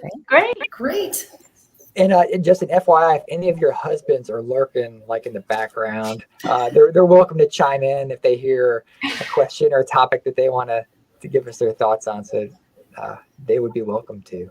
But anyway, let's jump right in because we've got some questions and the panels are going great. When did the child conversation come up in your relationship? And I think, Rebecca, you're going to kick this off. Yeah, sure. So it's interesting. I think my relationship with my husband, Chris, was a little bit different than I think most child-free relationships that we've seen. Chris and I have known each other since I was 18. So, and then we dated for 6 years before getting married. Actually, we were friends for 3 years, dated for 6 years, and then now we've been married for 15 years. So we've known each other most of our lives. And it's actually funny because we both thought we were going to have kids before we got married and when we got married. And we winded up moving from Los Angeles to Frisco, Texas, in order for me to become a stay-at-home mom. And when we got here, we're living in the suburbia of all suburbias, and realized that slowly that kids were not for us. And then I call them almost micro experiences. We had multiple micro experiences along our relationship that made us kind of question our initial thought of having children. And then we slowly grew into not wanting to have children together, which I think is, pretty rare in most relationships. And I feel very fortunate that it happened because, obviously if one of us wanted to have kids and the other one didn't, that would become a problem. So we've been very fortunate in that sense. And I think it was probably around our 30s where it really solidified that, yes, for sure, we do not want to have kids. And so that's basically how it happened for us. So. Yeah. Well, Teresa, we'll hop over to you. Yeah, I always personally knew that I never wanted to have kids, but I also said something about never wanting to get married either. But when I grew up, I guess I kind of decided I did. But I just remember one time my husband and I lived in Vietnam for a while. And we're walking down the street and I said, "You don't want kids, right?" And he's like, "Hell no." And I think part of it has to be that we're both the youngest child and maybe there's some sort of relationship there. But yeah, every now and then I'll check in and be like, You're sure, right? You're not mad I got sterilized. He's like, "I would not be with you if you wanted children." And I'm like, goes the same way, buddy. So it was a very organic understanding, and haven't regretted it at all. And I feel very fortunate. I felt that, I met a partner who right off the bat felt the same way about a lot of things, including something very important like that. Yeah. Awesome. Jennifer, how about you? Yeah, I was thinking about this one, and I didn't remember ever having a conversation. I actually asked my husband about it the other day, and he's like, "Yeah, I think I always knew that you didn't want any." And so it was just kind of thing. I do remember telling him when we first were dating that I had a really mean dog, and he'd need to make friends with the dog if things were going to go anywhere. So that probably was his first clue, is that I was more worried about the dog than anything else. Beth. So my husband and I met as we were older. We were both in our early 30s. We had already determined independently that we didn't want kids. So when we met, that conversation was actually very early on. I think within the first couple of times we were hanging out together. Mm-hmm.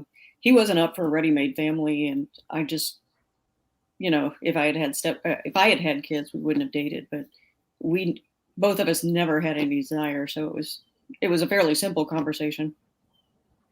has the topic resurfaced over the years for any of you guys, where you've gone back and kind of checked the temperature, or how do you guys handle it?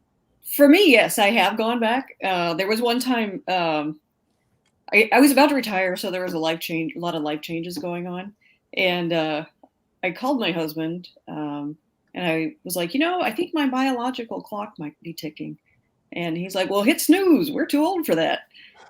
So, and then I was like, "Yeah, you're right. Okay." Again, fairly simple, but yeah, we were still pretty dead on about it. I think when we do that, it's more of like to mess with each other and be like, hey, sure. And I got sterilized about 5.5 years ago. So, it's impossible for me, but I'm always a little suspicious, like, hey, why don't you ever want to take a 23andMe test to find out your, genetic heritage? Did you have something you wanted to tell me? And thankfully that's not the case either, but I always, I feel very glad and fortunate that he too remains as confident as the day that we have met, and that is not changing. The only thing we have a problem with is deciding how many more cats to get. He's being the reasonable adult here. I'm not. Anybody else resurface over time? Rebecca? Yeah, I would say we don't talk about it seriously anymore, of course. Like my husband was just sterilized as well a month ago. So yeah, he just had his checkup and everything looks good. So yeah, that's what's but I think it was all the way up until I was maybe 35 that we kept the door open, right? Like we didn't want to have kids, but neither one of us did anything permanent until I turned 35. And then that was when we were like, okay, we're going to make a final decision. That's that it's not happening. And that's what we did. So yeah, fortunately we kept staying on board the same track, and we were very happy that that's what we did. But yeah, it did come up, honestly. So yeah, a few times. Yeah. Jennifer. Yeah. When people in our friend group started having babies, that was kind of a natural time. And, they're like, "Oh, when are you good?" And we're like, no. Yeah. If anything, that solidified it even more. And, as happy as we am for their choice, it made us even happier about our choice. Yeah. I became the de facto moderator for this panel just because I am married myself. And if you go out into public in general, and kids are tough, parenting is hard, you see the kids and the noise, and you just kind of have that unspoken kind of that's about how the topic would resurface and then go away immediately. But, so with that aside, do you guys, or did you ever worry that your partner would change their mind and in effect maybe lean on you to maybe make you change your mind? No, I knew my husband was not going to change his mind. I would say my husband was also more adamant than I was about not having kids. Yeah. Well, that's helpful. Yeah. I always felt I was pretty aggressively child-free from a young age, and I've met my match with my husband. There you go. Even more. So do you or your partner have any specific goals that are made easier because you're child-free? Yes. Who wants to jump on that? I'll do it. Okay. So we really like to travel, and we like to travel in style. So we have a company that, does a lot of concierge services, bus tours through Europe. We were supposed to, for the last 2 years, we've been trying to get to the tour we have set up of Machu Picchu and the Galapagos. And these are not inexpensive trips. And if we had kids, I don't see any way we could even afford to do one. A little tougher. Yeah. I think the traveling thing is obviously a huge thing. My husband and I have traveled a lot. Before the pandemic, we tried to do one international trip a year for like our anniversary or for one of our birthdays.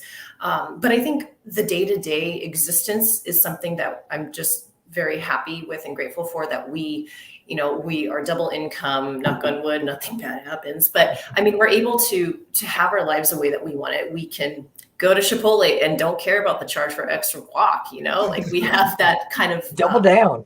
Yeah, exactly. Yeah, give it all. And, just being able to exist without those additional stresses of wondering, like, how will I pay for my kids' soccer stuff or tuition or this and that? And we can be a little freer with that, which is why we're trying to pursue retiring early and doing these adult things like getting financial advisors and helping us do all this stuff that wouldn't allow us to retire earlier had we had children. And our advisor was like, yeah, you guys would, 65, 70 if you had kids. I'm like, oh my goodness. Yeah, I think even outside of a financial aspect, because I think a lot of people do talk about the financial aspect, which is of course very true. But even outside of that, I recently, stayed with my siblings in their home with my niece and nephew, and you can just see on a day-to-day basis, on an hour-to-hour basis, how much more responsibility they have, all the things that they have to worry about that we don't have to worry about, right? Whether it's keeping the house cleaner or trying to balance, their schedules, their kids' schedules, and their nap times, and all this other stuff. It's just, and you're in the middle of doing something, and all of a sudden one of them falls down and hits their head, things like that we don't have to deal with. And I'm so appreciative of that, and I know how hard parenting is, right? And I think beyond the financial aspect, just all of that stuff that you have to deal with on a day-to-day basis. It's for sure. Yeah. Jennifer. Yeah, and we have actually had the chance in the last year to travel full time. So for the last year, we've been on the road. It started as move, and then we just never stopped. But we've been staying in Airbnbs all across the country, from Portland, Oregon, to now we're in West Virginia today. And that just wouldn't be possible if we had kids. And additionally, I've been able to. We used to be double income, but with the move, I left my job because it wasn't remote, and then now have the ability to start my own business, which is like a weight mindset habit coaching business. And I wouldn't have that ability or flexibility if we had kids. Yeah. And for my wife and myself, just being able to do what you want to do as far as a career goes. We were able to start our own business, and eventually we sold that business, but we wouldn't have been able to even start that business, I don't feel, if we had kind of the weight of, we've got this to take care of for the kids, or that, or this. So being child-free definitely helped us go in the right direction and live kind of a debt-free lifestyle. It's so helpful if you can, once you're not in debt, just stay out of it. If you are, able to focus on, your two-person or your single-person goals, because marriage isn't for everybody, and that's okay. But but as far as the social scene for you guys, what does that look like being a married couple? Your friends that you grew up with or met through school, they might have kids. Are you with them? Have you made child-free friends where you live? What's going on? So I'm one of those people that if you have kids, that's great. I don't mind kids, so I have a lot of friends with kids, but my favorite part of children is getting them back to their parents. But I have been lucky, and I have several friends who are also child-free, or their children are, they're in their 20s. So, it's not the same if their children are grown and out of the house and living on their own. So, pretty much I have a wide spectrum of friends on my I don't even know the word I'm going for here. So your social calendar. Yeah. I'd agree. I have, I've got friends who have children, but I would say the majority of our friend group, our core group, are all child-free, whether it's just they ran out of time to have kids, or they can't have kids, or they thought about it very thoroughly like the rest of us did. But I'd say that my friends who do have children, they are the ones I've had in my life the longest. And I think that demonstrates, the tenacity and the strength of our friendships, that we don't let distance or family changes affect us, because my friend is still my friend, whether or not she has a kid. And I enjoy visiting her and seeing her family and seeing all of my friends with kids grow. And they are good parents, which I'm very grateful for, that the next generation is being brought up by sane, normal, wonderful people who thought about bringing their children into the world and didn't just have them because I could have them. They actually parent so wonderfully, and I'm happy to see that. But I also enjoy having my child-free friends, which outnumber my friends who are parents. And, I get to balance that wonderfully and still maintain all of those friendships over the years. Yeah, I'd say it's mixed as well.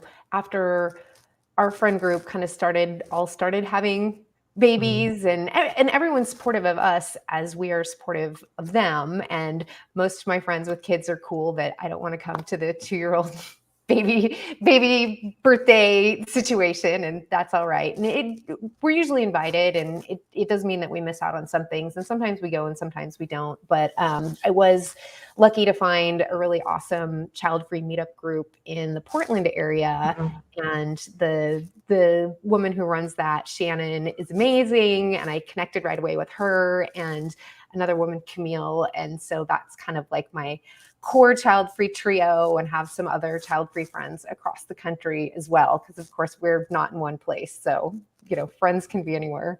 Yeah. Well, as far as like meetups, so marriage might not be for everybody, but how, I guess briefly, or go into it if you need to, how did you meet your spouse? Anyone can jump on this one. That's kind of a surprise question. At a bar, of course. At a bar? Okay. Isn't that where nice, normal people meet their partners? Always. After 2 a.m. We were actually in pre-deployment training for a year-long deployment to Iraq. So we got to see each other at our worst and smelliest before we started dating. I met my husband in Japanese class in university. Okay. Yeah, I met my husband the very first day I was at the dorms in college. So yeah, we literally met each other at the ripe old age of 18. So yeah. I do wanted to actually go back to the social circle thing, because I don't want it to make it sound like it's all rainbows and butterflies. On my side, it's honestly a struggle. Like with the whole social circle thing, I think it might be also the situation of my circumstances, having moved from out of state to another state, because then I don't have any of my friends here as well. But then at least the friends from my past. But it's been living in the suburbs has been very difficult to make friends, because especially when I was first moved here, everyone met each other through PTA or through soccer games for their kids or whatever, and I didn't have that outlet. So, so I actually have to, even now, I have to make a constant effort to get myself out there and meet people, because otherwise I'll just stay at home and be, by myself all the time. And it also doesn't help that I worked remotely the entire time I lived here too. I worked remotely for 15 years. So I didn't even have an office to like talk to people, and colleagues and, meet people that way. So, yeah, I also have a great meetup group that I've started attending for Dallas. And also just finding girlfriend meetups. And that brings me with two people who do have kids and who don't have kids. Right. So, yeah, but I do want to say that, I don't think it's rainbows and butterflies for everyone, especially not for me. I really do have to make a conscious effort to get out there and meet people. Otherwise it's not easy. So. Yeah, I feel like it's a little bit tougher for child-free folks because we're kind of camouflaged in the society. We're not necessarily pushing a stroller where you can say, oh, that child looks the same age as my child. We'll be best friends forever. Your husband likes sports? Great, they'll be friends too. We just kind of are out there, and meetup groups or whatever it might, Facebook, just trying to find people in your area that you can connect with is definitely it's tricky, and it's important though. It sure is. You're also bringing a good point about being camouflaged, because people, even if you don't have the stroller, people just assume at your age you're going to have them. And I was approached by someone at a birthday party. Oh, how old are you? I was like, oh, 36. She's like, do you have any kids? I was like, no. She's like, there's still time. And I'm like, whoa, way to make an assumption. So, and that surprised her by I was like, no, absolutely not. And she kept pushing and pushing, and she didn't seem to understand that was an option. And then she didn't talk to me afterward. Even if you don't make the assumption that you're going to have kids or that you have kids, I feel like the conversations a lot of times wind up being about people's kids. And when you don't have anything to, have any experience to chime in on, it's just kind of awkward sometimes. Because I've been to, quite a few of these, female women meetups or even networking events, and then they'll start talking about kids, and I'm just like, I can't really relate, other than maybe my dog sometimes does the same thing, because you're comparing your dog to them. In my experience, people don't like that. Yeah, I know, exactly. So now I don't say anything. Well, it's like I want to walk around with confetti and glitter in my pocket, and if I meet someone who's child-free, it's like, hooray, we can be friends now. That's a great idea. funny. One question that seems to come across to a lot of people in the child-free community is they're essentially confronted with, well, why did you get married, or why are you staying married if you don't have a child? And that's kind of a tough question. Does anyone want to jump on that one? So, I mean, everybody has to make their own life choices. So I got married understanding I was not going to have kids. And I don't think my marriage is any less because of it. I live in Florida, but I live in the Alabama part of Florida. We call it LA, Lower Alabama. Yeah, I know LA. there's a lot of push here. Like, why don't you have kids? You should have kids. Reproduction.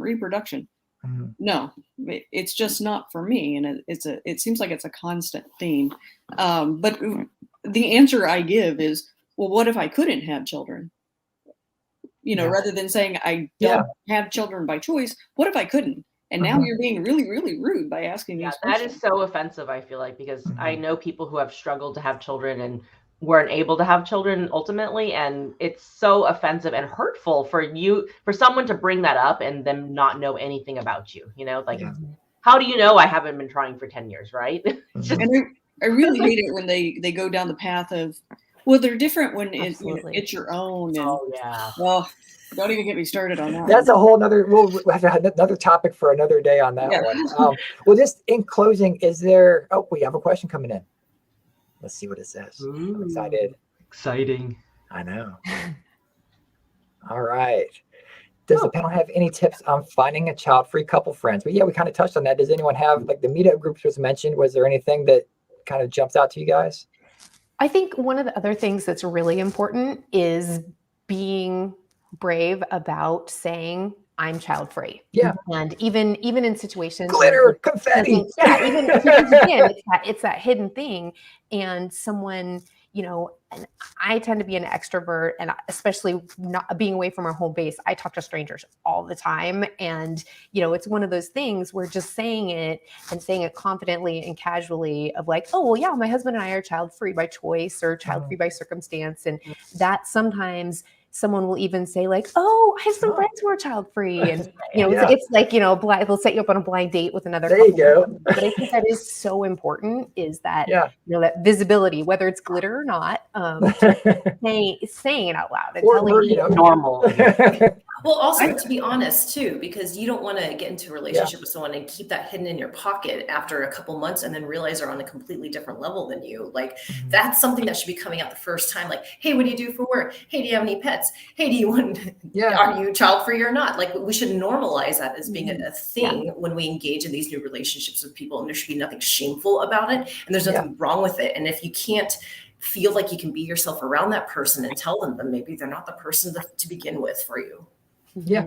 And that, like you were just saying, you can almost manifest the child-free people to appear.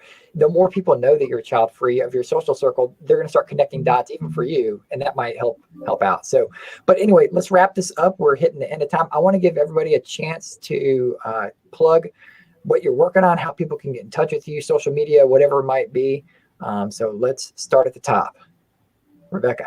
Yeah, so I run a website called childfreevacations.com. It's in its budding phase, but it's basically going to be a website all for child-free travel, a way for people to connect with each other and learn more about traveling when you're child-free. I'm also going to be doing the next panel about child-free travel, so please stay tuned if you can. Yes. And my Instagram or Facebook is Dinks on a Trip, so double income, no kids on a trip.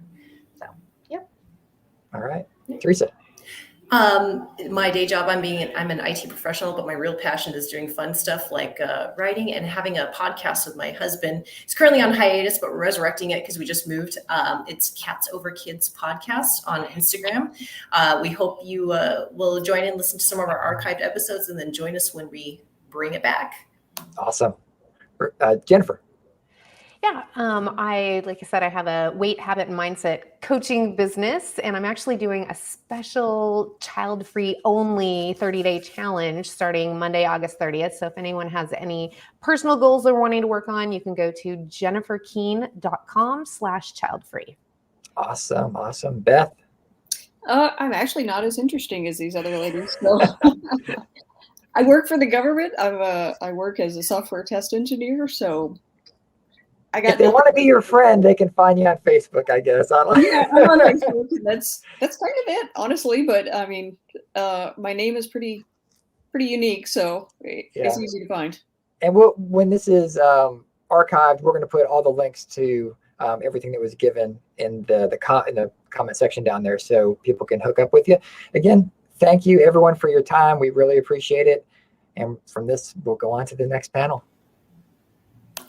Thank you. Thanks.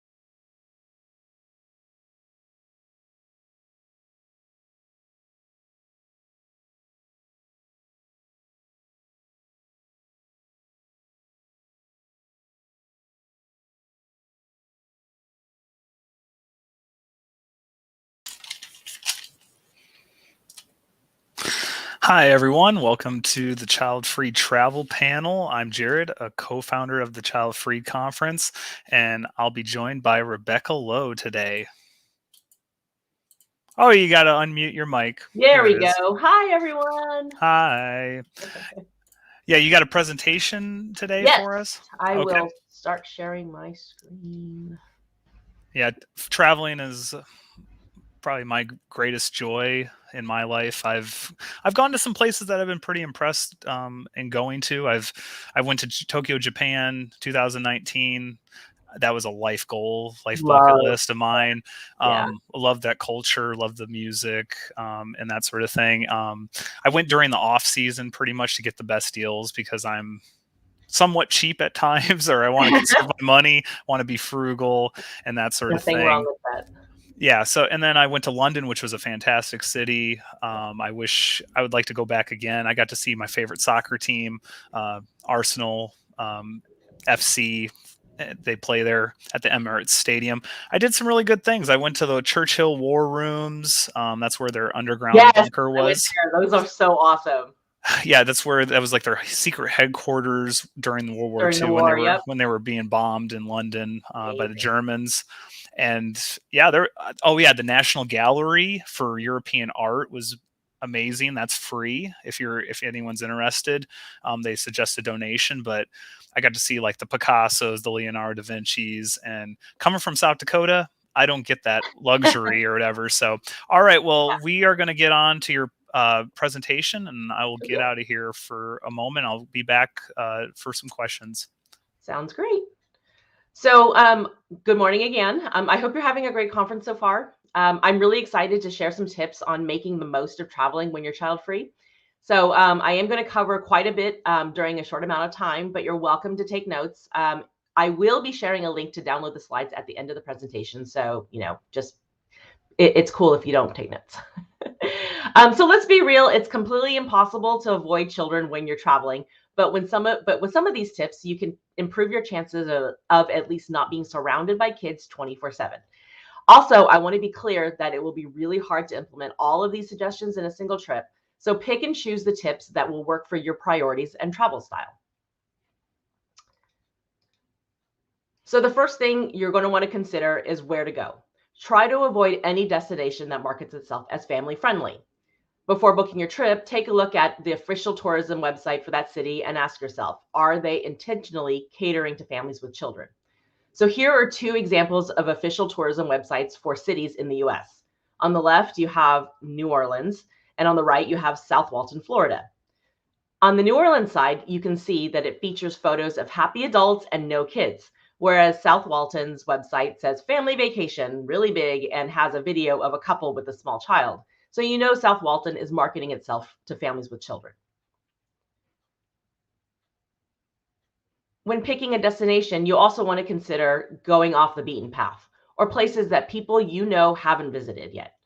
Think about bucket list trips because the logistics for these types of trips are often too complicated for families, especially those with small children.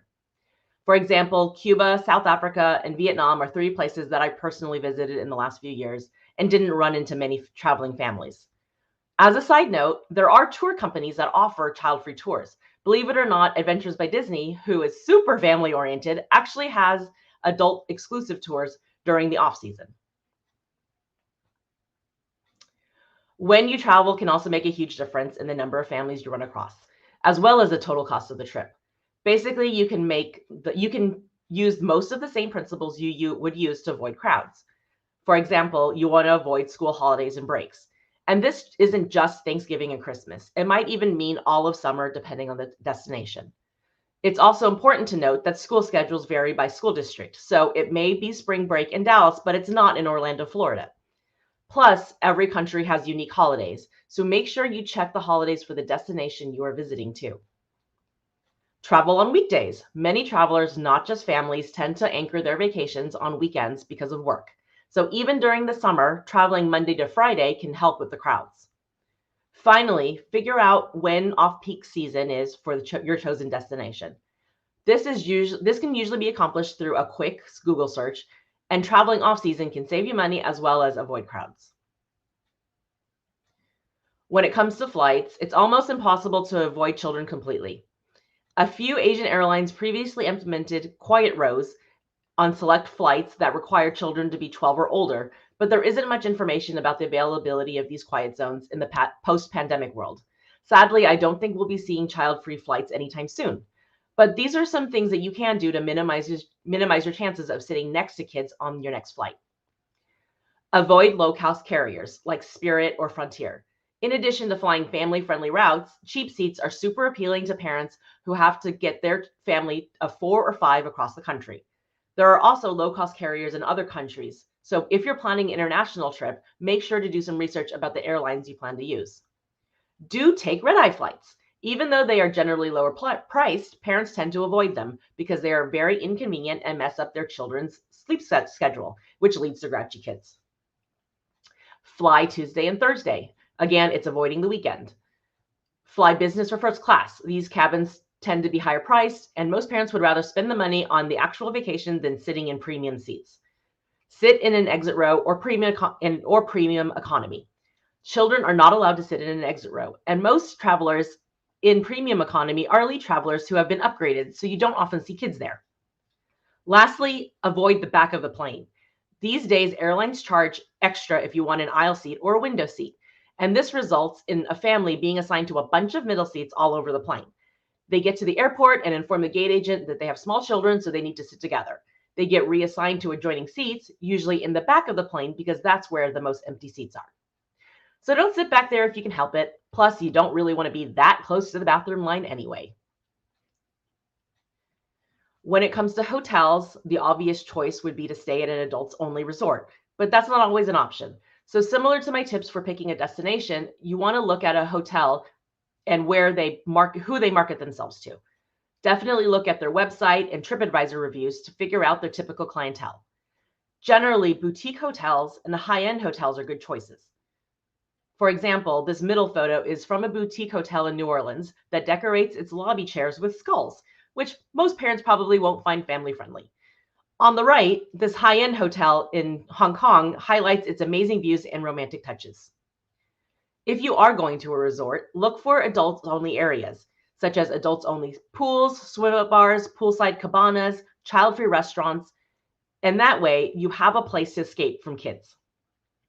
Amenities you want to avoid would be free breakfasts and big pools with water slides and splash pads. Some of these hotels even extend a discount to kids with sport teams. So do you really want to be spending breakfast in the lobby at 8 a.m. with 20 youth soccer players? If you find yourself at a family-friendly hotel, here are some tips. When you make your reservation, request that your room isn't right next to a family with small children. Make sure to reiterate that request when you check in. Most hotels will be happy to assist you with this if it's possible.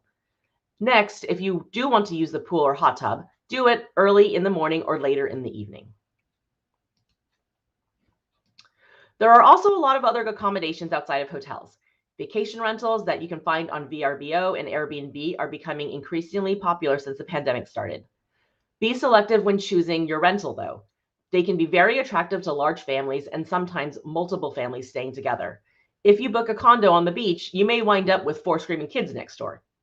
When visiting a family-friendly destination, I would highly recommend asking the rental owner more about the type of people that usually stay in the building, or renting an entire house so you don't need to worry about the thin walls. Hostels are also another great option for anyone on a budget, and most require guests to be 18 or older. It's also a good way for solo travelers to meet other people. Finally, renting an RV or a camper van has also become more popular. I've actually had several friends who traveled this way for the first time in the last year and wound up buying one because they loved it so much. However, you still want to balance this with the trip timing suggestions I gave, because an RV park can be filled with kids during the summer as well. When it comes to sightseeing, if it sounds boring to a kid, it's probably a good bet. These places include historical sites, monuments, museums, art galleries, or anything that focuses on history and architecture. But you still want to avoid crowds by going on weekdays, and make sure you check the events calendar to avoid any kid-oriented programs.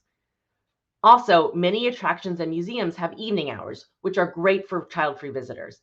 The Natural Science Museum here in Dallas even has an event every Thursday night during the summer where they bring out food trucks, a local brewery, a DJ, and close the museum just for adults. For other activities, again, avoid anything that would be considered family-friendly, such as places with pony rides, kids' crafts, water slides, or anything that offers a kids discount. Look for activities centered around fitness, adventure, nature, history, and music. So some good options would include hiking, walking tours, music festivals, yoga, surf lessons, health and spa retreats, or cooking classes. And you got to eat when you're traveling, so a few dining tips are to avoid restaurants with kids menus or kids discounts. Go to a nicer sit-down restaurant that requires reservations. Eat at the bar instead of a table. This is also a great way to meet other people, including locals. Eat your meals outside of normal hours. For example, having dinner before 5 p.m. or after 8 p.m. But note these times will vary depending on the local culture. Take your food to go and eat outside or eat at your hotel. Bonus tip, you can also see if the city you're visiting has food delivery services like Uber Eats or DoorDash. After a long, exhausting day of sightseeing, it might be nice just to get food from a restaurant you want to try, but eat in your pajamas in a quiet hotel room. And I personally love cruises, so I can't do a travel presentation without mentioning them briefly. Viking Cruises and Virgin Voyages are the only adult exclusive cruise lines. Viking has an older demographic and Virgin a younger one. If you're not sailing either of these lines, you'll want to avoid low-cost cruises with kid-friendly attractions such as water slides, rock walls, and costumed characters. Look for cruise ships with adult-only areas. It's important to note that these vary by ship, not cruise line. So once you pick your cruise, do some research about the ship as well. Also read some reviews to check if the cruise line does a good job of enforcing adults-only areas. And just like other vacations, time of year is important. Avoid holidays and school breaks. Even cruises that usually skew towards adults can be filled with kids during Thanksgiving week. And lastly, everyone wants to make the most of their money, so I want to share a few of my favorite deal resources.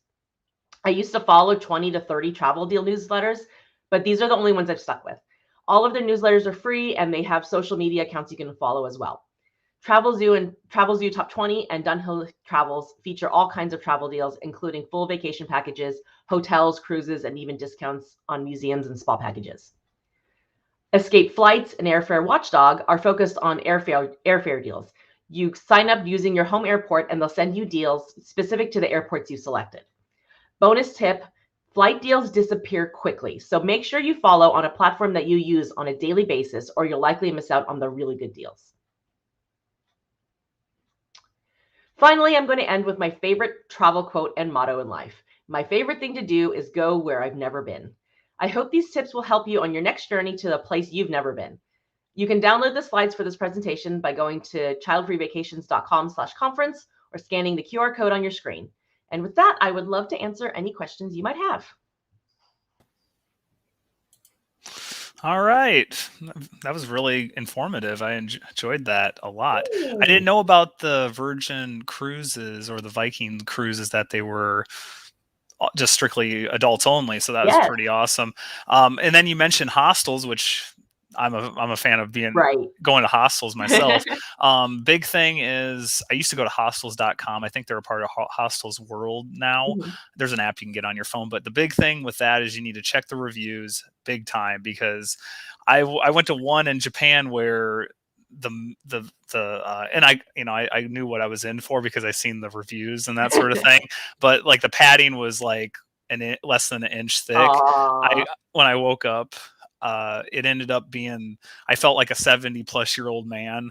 Did they expect you to sleep on the floor? Is that what it was? It was better to sleep on the floor than it was the bed that they gave me personally. So that's what I get for doing probably like a $20 a night thing in Japan. But like, like I went to this one that was in Las Vegas. It was Hostel Cat, and it's north of the Stratosphere in Las Vegas. And when you don't realize this, but like I researched it, I went to the Las Vegas casino resorts, and they charge you a $30 plus resort fee on top of it. And I was looking at their calendar, and I was like, okay, maybe the weekdays would be cheaper.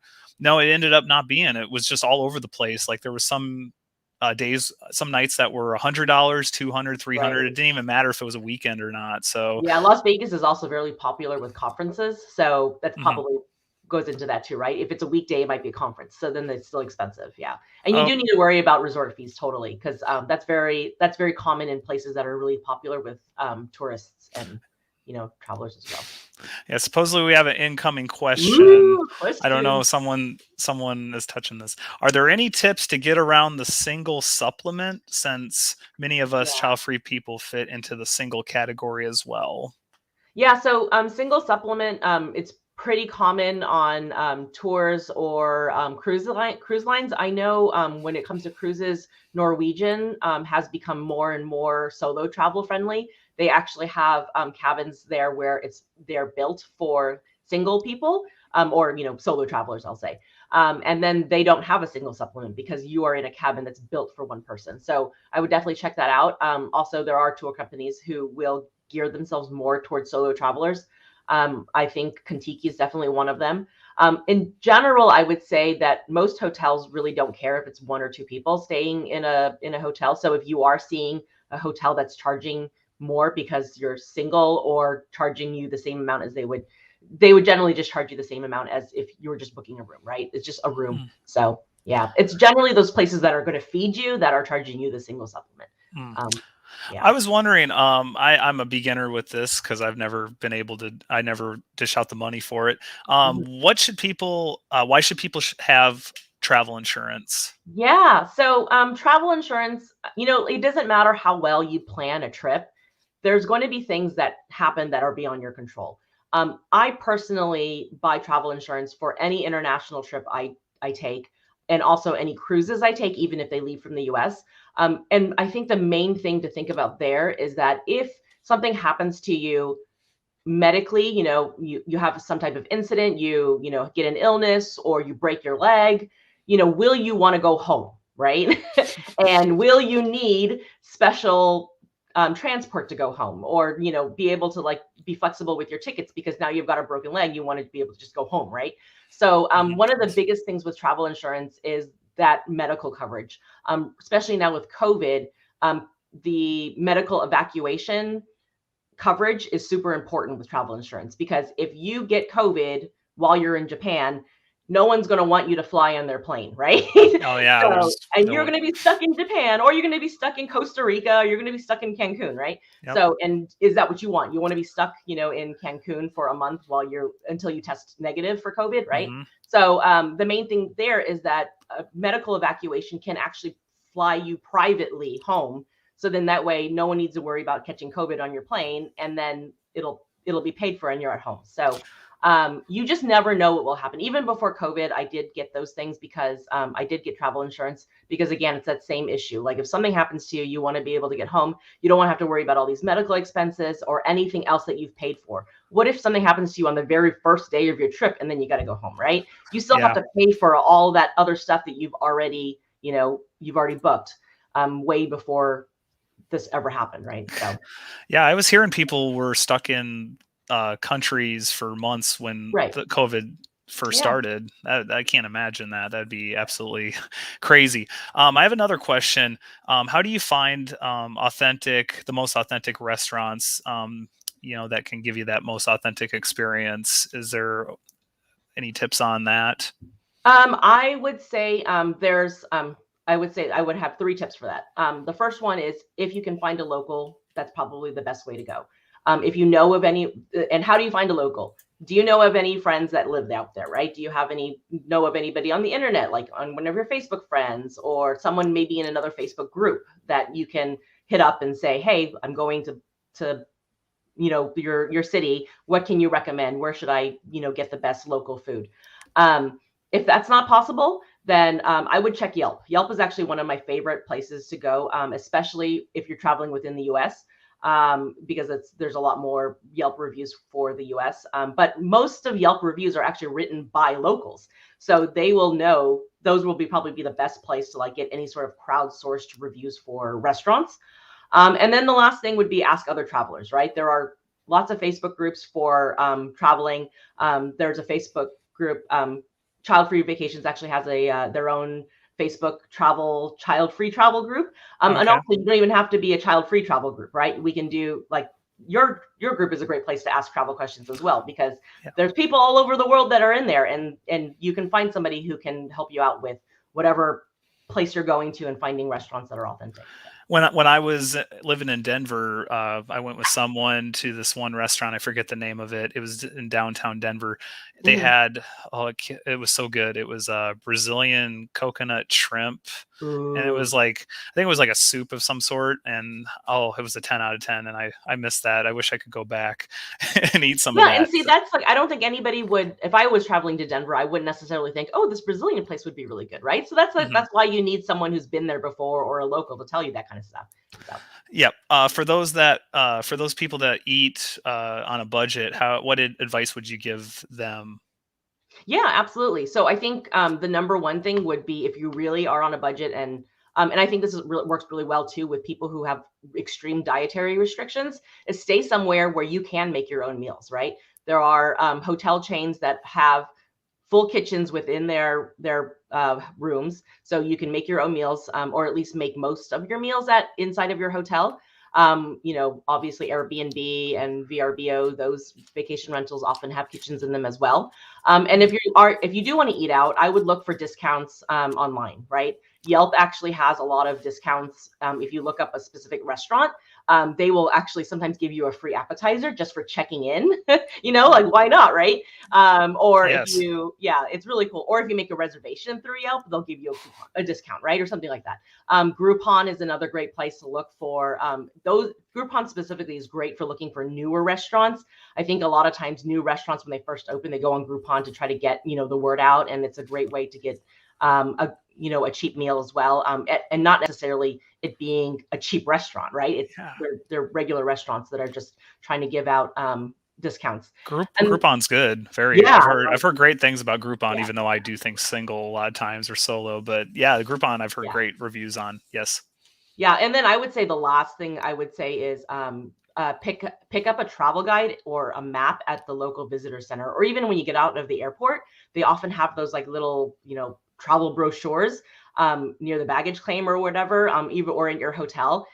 A lot of times those places have those things have coupons inside of them. So you just never know. Yeah, I've got exactly. some really great coupons inside of those things before. So Yeah, that reminds me when I was I live in Sioux Falls, South Dakota, and our official Sioux Falls travel guidebook has some coupons that like get me and the locals jealous about because they're just that good. yeah. Oh, we can go to Thunder Road and go to the amusement park, or Wild Water West for swimming, and that sort of thing. So and then like when I went to Tokyo, Japan, some people might slap me, but instead of going to the 5-star sushi restaurants, I actually ended up getting sushi at 7-Eleven as an alternative. No, 7-Eleven in Japan is its own experience. Like you have to go to 7-Eleven in Japan. It's so amazing. Like I'm hard to satisfy, so I love 7-Eleven in Japan. I I mean, don't criticize you at all for that.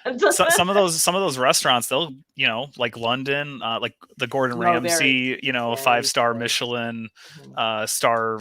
They're $300-$500. I don't know what the course meal is, like 7-8 course meal or something. Be extremely expensive. Oh my goodness. Yeah, and I would say too that if you are on a budget but want to splurge a little bit, plan ahead, right? Read reviews on restaurants, decide on what is the restaurant that you want to splurge on, and then do that, and then the rest of it, save money, right?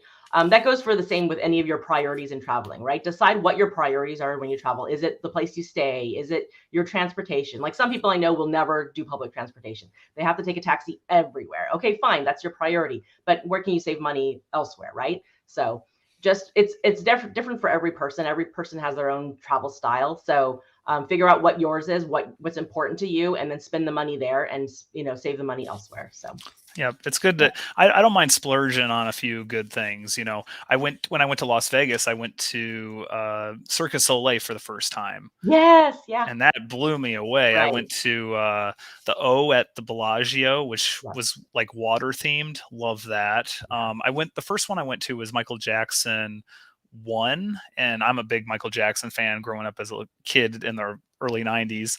That was good. And then I went to I think I might have butchered the name, but it was like Le Reve or Le Rave, and that was at the Wynn Casino, and that was like $150 a ticket. But they were doing death-defying acts, and the stage goes up and goes up in the air, and then actually goes like 10 feet down below, so they can dive in the water. It was amazing. Yeah, I recommend that if anyone has a chance, go to Wynn Casino and get a ticket for Cirque du Soleil. So yeah, I've been going to Vegas more recently to see my childhood favorite, bands and stuff, because they're starting to play residencies there.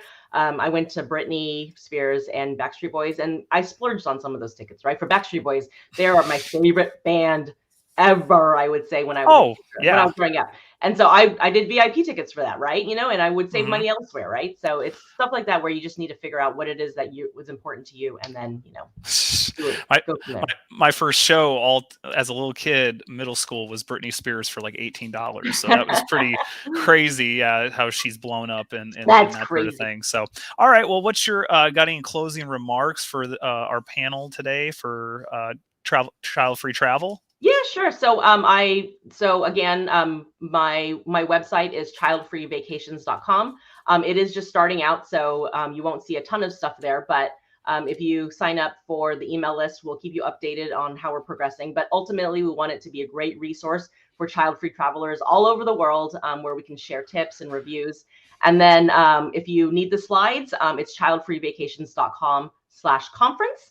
And if you want to hit me up on social, I'm at Dinks on a Trip, which is double income, no kids on a trip. And that's it. I would love to talk to anybody about travel. It's one of my favorite. It is my favorite topic in the world. So if you ever need any tips on anywhere, let me know. As of today, I have visited 43 countries. So oh my gosh, I wish I could be you. Soon. I wish I could be you. I'm trying to go to Europe another time. I think it would be great. So yeah, go next year. I would wait a little bit. All right. Well, thank you, Rebecca Lowe. If any viewers have questions on this topic, child-free travel, please comment below. We will do our best to get an answer from you for you from our speaker, Ronnie Dam. And this has been the Child-Free Travel panel. Thank you.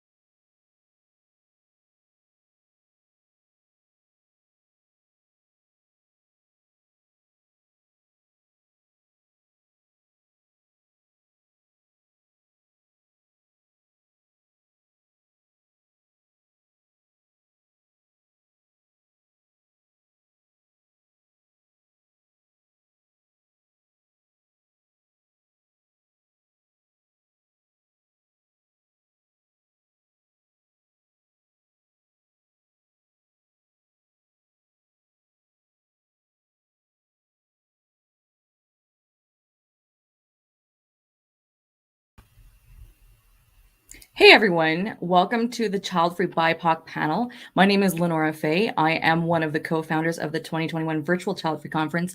I hope you are enjoying the show. I'm not sure if we're back live on Facebook yet, but if you are viewing us from Facebook, welcome. If not, sorry. I am joined today by some lovely speakers who are coming up on stage now. Romiko Thomas, Dr. Romiko Thomas, Dr. Angela L. Harris, and Rafi Wagner are joining us today. Welcome, ladies. Hey, we made it. This is happening. It's live. How are you? Doing great. How are you? Doing well. I am breathing. I'm good. That's a good thing. Yes. Makes it easier. All right, let's dive right in, shall we? So the first question, what pressure have you faced from your community to have children? So we will start with Romiko. Go ahead. You know, it's so funny when it comes to having children. I'm so excited that this conference is happening because I was a little bit different when it comes to the pressure. My immediate family actually did not pressure me for children. It was my extended family and my partner's family that the pressure came from. My immediate family, shockingly, never really got into, you know, hey, you need to have kids, because I think they knew, especially my mom knew that kids weren't really for me. I never was one to really play with dolls. I had a Michael Jackson doll. I had a Barbie doll, but my Barbie dolls had careers. And so my Barbie doll had money. It wasn't kids. Okay. For me, it just wasn't. So for me, my pressure came from my extended family because I'm an only child. And so my grandmother and my grandfather was like, well, what happens when you get old, like us? Like, who's going to take care of you? Or my friends were like, okay, you don't know what you're missing because we're having so much fun. I've got these gorgeous babies. And so my pressure came from others outside. And then my partner's family, just because he wasn't sure at the time, his family was like, well, what are you guys going to do without kids? That's the purpose of the two of you getting together. You guys have beautiful babies. That was something we heard all the time, but we never heard like, are y'all going to help take care of these pretty babies? And, you know, who's going to help pay for these beautiful babies? So the pressures that I had was more for the outside as opposed to my immediate family, because my mother was always like, you don't need no kids because I've seen the way you are. You're just not very maternal. And I said, you're right, I'm not. And so I didn't have pressure from my immediate, but outside, I had a lot of pressure from them. Thank you. Angela, your answer. Yeah, I didn't have a lot of pressure. It was subtle. I know in speaking to some sisters that it could be more strong, but in my personal experience, you know, I think my parents kind of knew I was pretty career driven. I was, you know, education was important to me. So it wasn't from my immediate family in regards to my parents and my sister. I think what was really more kind of like in the forefront of getting married and having a family, whether that was me and my partner or me and kids. I think my parents also realized, like, again, I'm not that maternal either. And so I don't think it was a surprise that to people that I ended up here. I think the more subtle pressure, and again, it wasn't pressure cooker, but it was really from my grandfather, who was kind of the patriarch of our family. And it was, you know, you need to get married and, you know, get married or you're going to have children. So it was really from my grandfather. My dad is one of 15. So I come from a large family.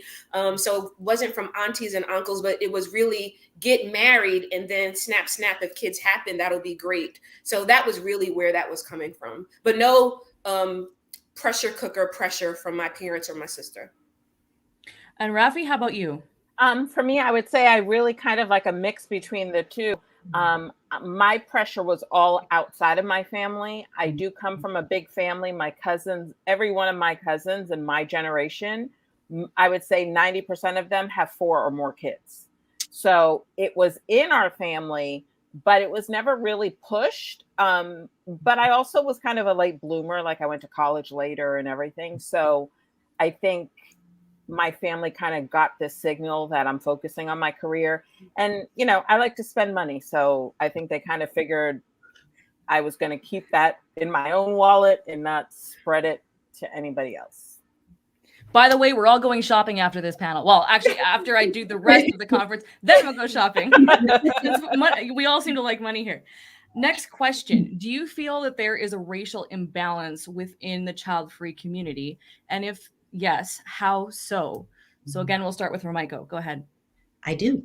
Yeah, it's so funny. I actually was thinking about this. I've had the hardest time finding child-free Black couples. And and then also let me rephrase it, child-free Black couples, African American couple, or couples of color that wanted to be child-free. So I'm not speaking of that it happened that way, or biologically there were some things that were going on, or later on they decided to adopt or what have you, which is fabulous.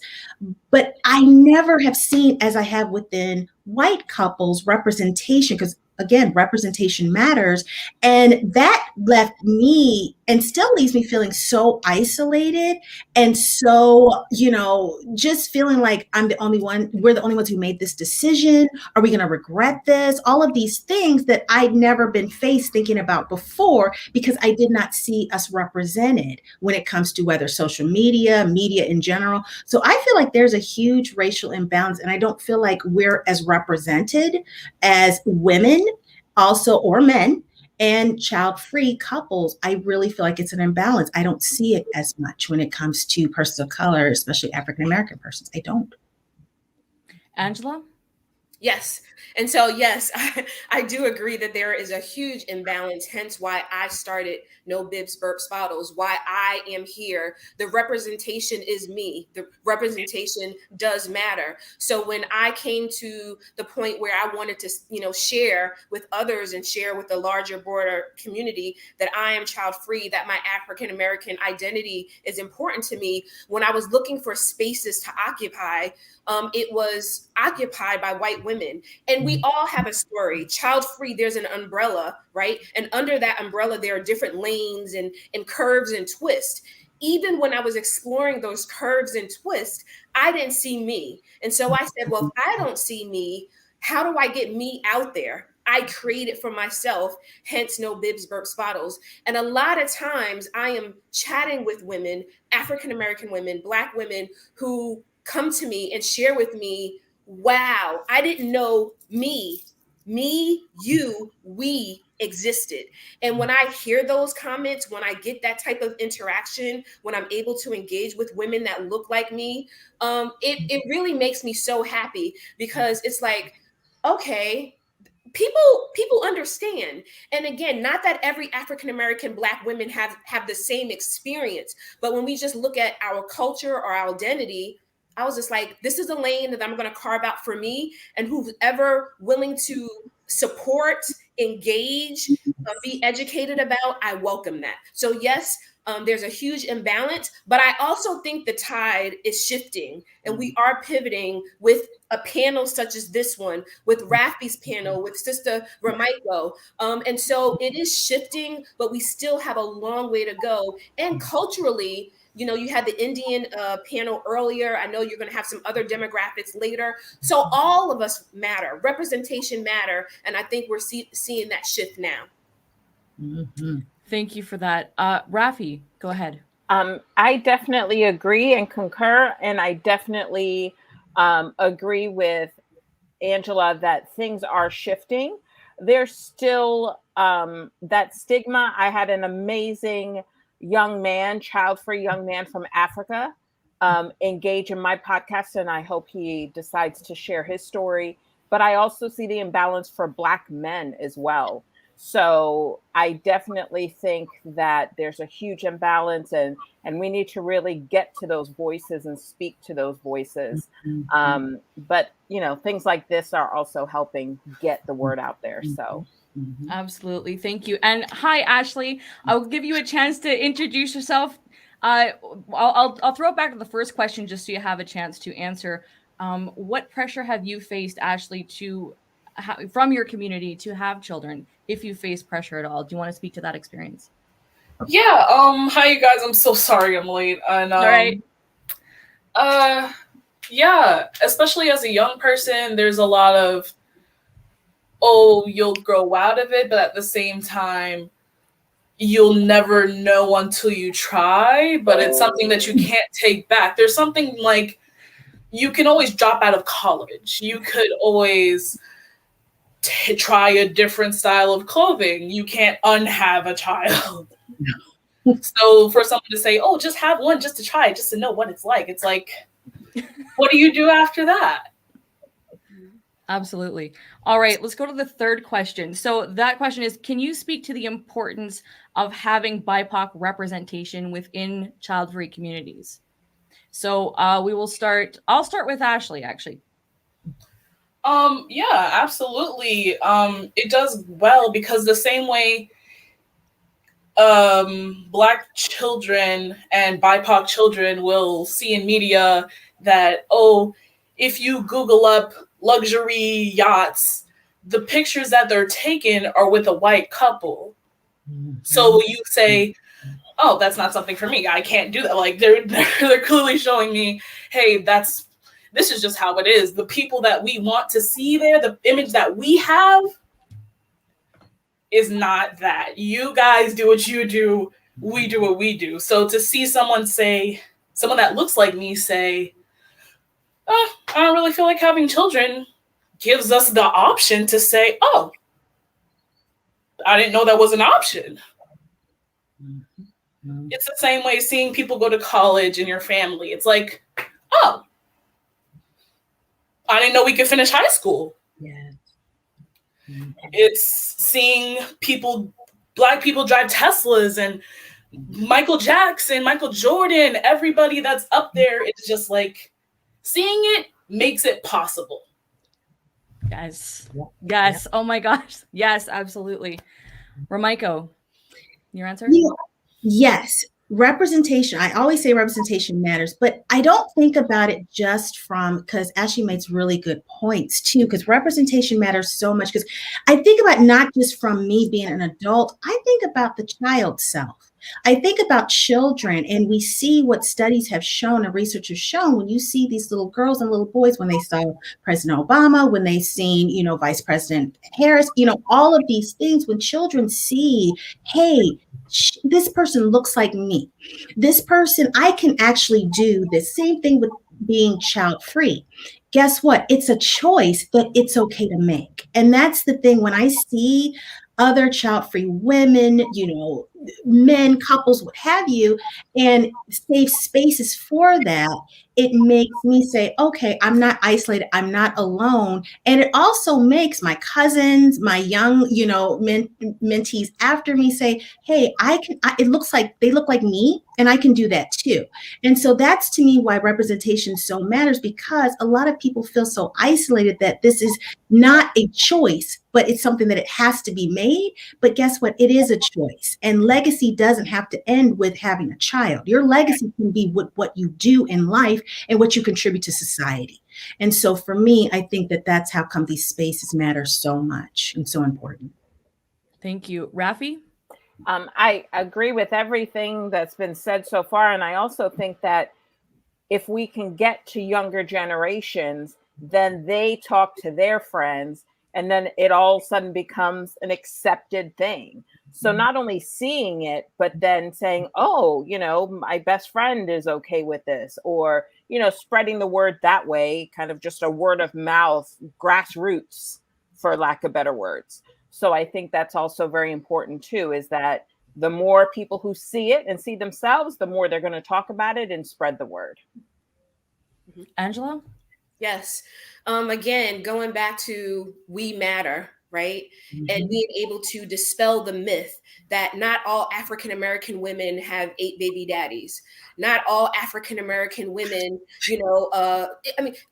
about that representation matter, because there's a myth that we have to dispel. There's a myth that we have to put to bed. I'm not an old maid just because I'm African-American, educated, and single. Right? We all, not that my life is perfect. And so it matters, especially as Rafi said, to younger women, to know that they have an option. Historically, Black slave women did not have an option. They were breeders. So be able to stand here today and say, I have a choice whether I want to have a child or be child free. But back then, my ancestors were raped. It wasn't a conversation with them. And so, yes, when people see people like Rafi and myself and Ramaiko and Ashley, we are here, and I invoke an Oprah Winfrey. I invoke a Tracy Ellis Ross. Those are prominent women who are child free, where we kind of put them on a pedestal because they've achieved great things without children.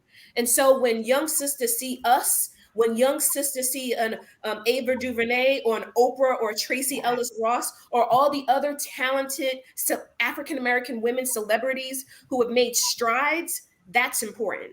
Yes. I could be the Oprah for my neighbor. And I could even say, as a young person, it means a lot to see older child-free Black women. Because personally, I don't know any. I don't. Yeah. Yeah. And that's the thing. Like, this is like literally, I'm 22. I'm speaking from like literal experience. My mother tells me, oh, you try for the experience. Oh, just have one. I'm literally telling you what I hear. Yeah. Like, it's surprising to see one LeNora, let alone 5 together. And it's like, it's boundary breaking. Yes. And it's like, wow, I didn't even know this was possible. It's the same thing with being gay. Like, little kids see it in media and it's like, oh, that can happen. Yes. Y'all don't kill these people anymore. Yeah. Yes. Wow. Wow. And it's sad to say, but wow. And I just wanted to also add, and thank you, Ashley. And I just want to also add, again, nothing to the women who have 8 kids, right? Because people have a way of spinning your words. Of course. So what I'm saying is that representation matter. And so to the sister who has 8 children, great, whether she's a single or partnered, but there's also the women who don't have children, and they're okay. We are okay too. Right. And if I could add that even the women that have children and didn't know that it was an option to not. Yes. Because I know BIPOC, they're not Black, but I know I have friends that have had one and they're like, yes. birth control is that easy? Yes. Mm-hmm. Yes. And I'm just like, oh, baby girl. And it's just like, it's to say something to society, to say someone can have children and actually have never wanted children. Yes. And there needs to be a support system for them too. Yeah. Because it's far, far, far, far, far from easy. And I'm 22, but I have 2 nieces. When I was born, my next oldest sibling was 20. So I had nieces before I was born. I was an auntie before I was born. I was raised, like, the oldest sibling takes care of the kids. I was born doing that as also the youngest child. I'm gonna get personal here for just a second. So for anyone that doesn't know, I'm biracial. I'm Canadian. Not that that really means anything. But, I am. So I have a Black dad and a white mother, and being biracial was something that I struggled with because I didn't grow up knowing anything about Black culture in Canada. Like, I'm out west. I can't even tell you what Black culture is here. And some of you know this story already, but I had both parents in the home, but it was color neutral. They didn't talk about race. And I didn't see my dad's family too much until I was older. So I had no idea I was a few shades darker than anybody else until I went to school. And when Black Lives Matter happened last year, of course, it came to Canada as well. And everyone was kind of like being pressured to speak up and speak out. And I thought, look, I'm half Black. I know nothing about the culture. I have nothing to say. But in truth, I've been teased since I was in kindergarten for my skin tone. People still ask me, where are you from? And I'm like, and because race was never explained to me, even though I saw both my parents in the house every day, I had no understanding. And so I kind of figured it out. And what I'm sharing this is because the child-free community, this is the first time I've been able to speak with, aside from my aunts, I've been able to speak to Black people and not feel inadequate because I feel like I had nothing to offer to the conversation. So, you know, Rafi and Angela specifically, I mean, I knew you, of course, within the child-free space already. So I felt comfortable approaching you to ask about certain issues that I have never been able to either participate in the conversation or was just too shy to, because, and I'm not a shy person, but I just felt so inadequate. So, you know, biracial struggle is definitely real too. And I've met more biracial people. And so I kind of add that to my tagline as far as being child free, because I'm biracial. I don't know a whole lot, but we always straddle between we're too white to be black and too black to be white. And where do we fit in? Right. So, you know, it's been seeing the diversity within the child free community has been amazing, because personally, and I'm also a queer woman, so there's been so many things I've been able to work through and talk about within the child-free space, which is why it's so important to have representation. However you identify, whatever, you know, wherever you come from, it is so important, because, and I know, you know, this will make some people uncomfortable. Who cares? You guys have gotten me fired up, but it's true. Who cares?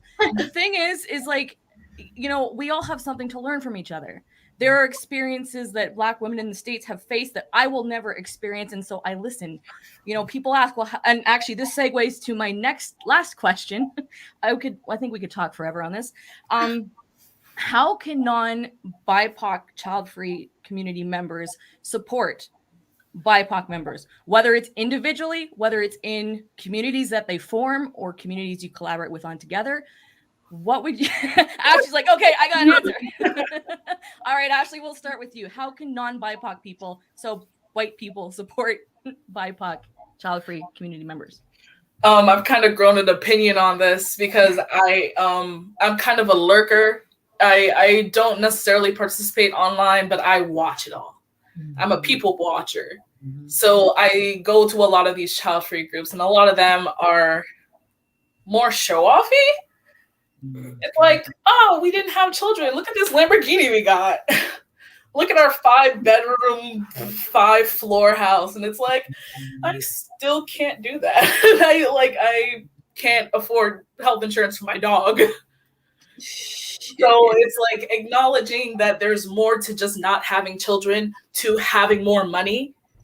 Yeah, right. Because a lot of these child-free groups are just like, brag about what you have because you don't have kids. And it's like, I can go get some oysters with my girlfriend once a week. Maybe if I'm lucky, we can throw in some happy hour. Like, it's like, at least acknowledge it, because it's not something that for them having kids would take away from, as far as systemic racism in the States, at least. That's all I'm speaking for.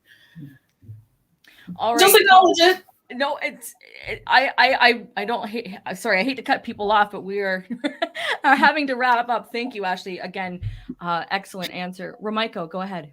I'm just going to say it. Allow us to have this space. So the thing that I get really upset about is the discussion of, well, it's not inclusive enough, or when white individuals feel excluded. And it's like, well, welcome to the club. You know, it's like, you know, can we have a space or a time or, you know, a safe space and supportive environment with people that look like us and that talks about, because as we're saying, representation matters, and we need a safe space so that people like myself, who I am a more shy individual, can feel comfortable to express really how I felt and not have to be PC about certain things. And so for me, I feel like allowing us to have this space as a woman of color, women of color, persons of color is beautiful. And so that's, for me, what I feel like a non-BIPOC person could really allow and help with and support. Thank you, Romaiko. Rafi? I would say, like Romaiko just said, allow us to have our space, but also allow us to have our choice. Like, I didn't ask you why you're wearing a pink shirt today. Stop asking me why, you know, I chose not to have children or anything like that. So that goes for anybody in our community. But allow, just, it's our choice. It's our decision. Like, just that should be enough. That should be enough. Angela? Ditto with Ashley, Romaiko, and Rafi. And what I say is unapologetically Black, unapologetically child-free. I educate myself on other child-free communities. I follow Child-Free India. I follow childless accounts because I want to be informed, right? But my space is one that I've created for myself and for women who identify. I always tell people, if this content and what I share is important, is relevant, is interesting to you, by all means, you are welcome. But don't tell me, why shouldn't I do this and do that? So I always stay true, unapologetically Black, unapologetically child-free. And if you have a problem with that, there are plenty of other child-free accounts that you can follow. Yes. That's a fact. I mean, especially knowing your own community, it's like, if you don't like me here, there's got to be something else you can find. Absolutely. Wow. I'm feeling a little teary-eyed. I'm supposed to be an impartial moderator, but I have to say, I'm feeling this. I'm really feeling this. All right. I'm at a loss for words just for a second. So no one had any questions? I'm sorry. No one's, you know what? This is the, there we go. People were listening. This was good. This is kind of the point. People listen. All right. So have any of the panelists felt pressure to have children to help build the Black community? What a great question. Great question. Ashley, go ahead. Like, especially considering mental health in the Black community just starting to be recognized. I'm trying to run through this. I've been feeling a need because I'm more self-aware when it comes to stuff like that. I'm more empathetic. So my parents or friends would even push me to say, hey, you know what you're doing. You should have kids so you can teach them the right way. But it's like, I don't want to. That's my body I'm worried about. Like, I just started to love what I look like. So influencing the world through the next generation. It's like, what about my generation? Come on. I need to worry about me right now. And I have depression, anxiety. Like, you want me to do that? And like, it's perpetuating almost. Yeah. I think what needs to be addressed and talked about is this, because that was a great question, but there are other ways to build Black communities. And I think that piece needs to be addressed. So for example, what myself and I know that Angela would do with, and also with Ralph, we're all in helping professions.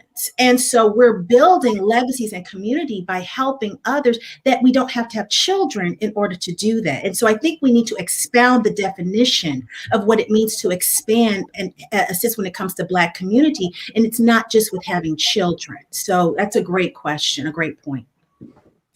All right. We got to wrap. I want to give everybody a chance to plug whatever it is you want to plug. So if you want to answer that question while you're plugging something, please feel free, because I know Rafi and Angela didn't have a chance to say something about that too. So Angela, let's start with you. What would you like to plug? And also if you want to share a response too. So I am Angela from No Bibs Burps Bottles. You can follow me on Instagram, which is where I'm more active, at No Bibs Burps Bottles. You can also visit our website at nobibsburpsbottles.com and other social media, No Bibs Burps Bottle. We also just started a YouTube channel, No Bibs Burps Bottle, and I would love for you guys to follow us, engage with me there. Thank you. Thank you. Rafi? Yep, I am Rafi, the host of Not a Mama Life podcast, on Instagram at Not a Mama, and website is notamamalife.com. Thank you. Romaiko? Hi, I'm a psychologist. I'm Dr. Romaiko Thomas. I am on Instagram at Flower2977. I also started a YouTube on mental health called Dr. Talk, TALK, capital LYNN, Talk Len, on YouTube, and we'll have new episodes starting September. Awesome. Ashley? Oh gosh, I feel almost inadequate. Oh no, not at all. Not at all. Not at all. Cancel that. Yes. I'm kind of a shit poster. I'm a memer on the internet. I like joking around. I'm pretty political and more left leaning, and I post a lot on my Instagram. Pardon me. It's _based, BASED _bitch. Hey, I'm the bitchy bookkeeper. It's okay. We're all cool. My Facebook is Ayo It's Ash, AYOITS space ASH, and I post memes. I keep people informed. if I can find a way to get young people like me into more left-leaning and more inclusive circles, that's something I try to do, because I know myself, if it's not fun, I'm not about it. Something has to make me laugh. So I'll do my hardest to spread the word in the funniest way possible. Awesome. Well, thank you so much for this panel. Thank you for your insight, for your candor. Much appreciated. That is it for Child Free BIPOC panel. Group hug. What can I say? Group hug. Thank you again. Thank you again. Thank It was you. nice meeting you guys. Yes. Meeting you Awesome. too. Thank you.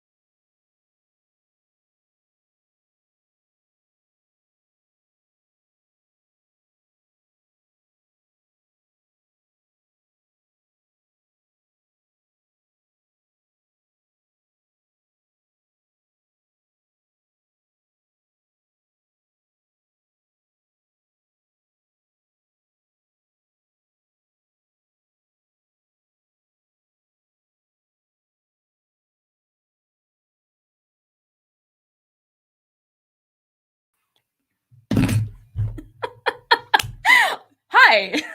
I'm yelling at Cody and Jared right now behind the scenes, and now I'm on screen. Hi, everybody. Welcome to the Finding and Making a Child-Free Community. My name is LeNora Faye. I'm one of the co-founders of the 2021 Virtual Child-Free Conference.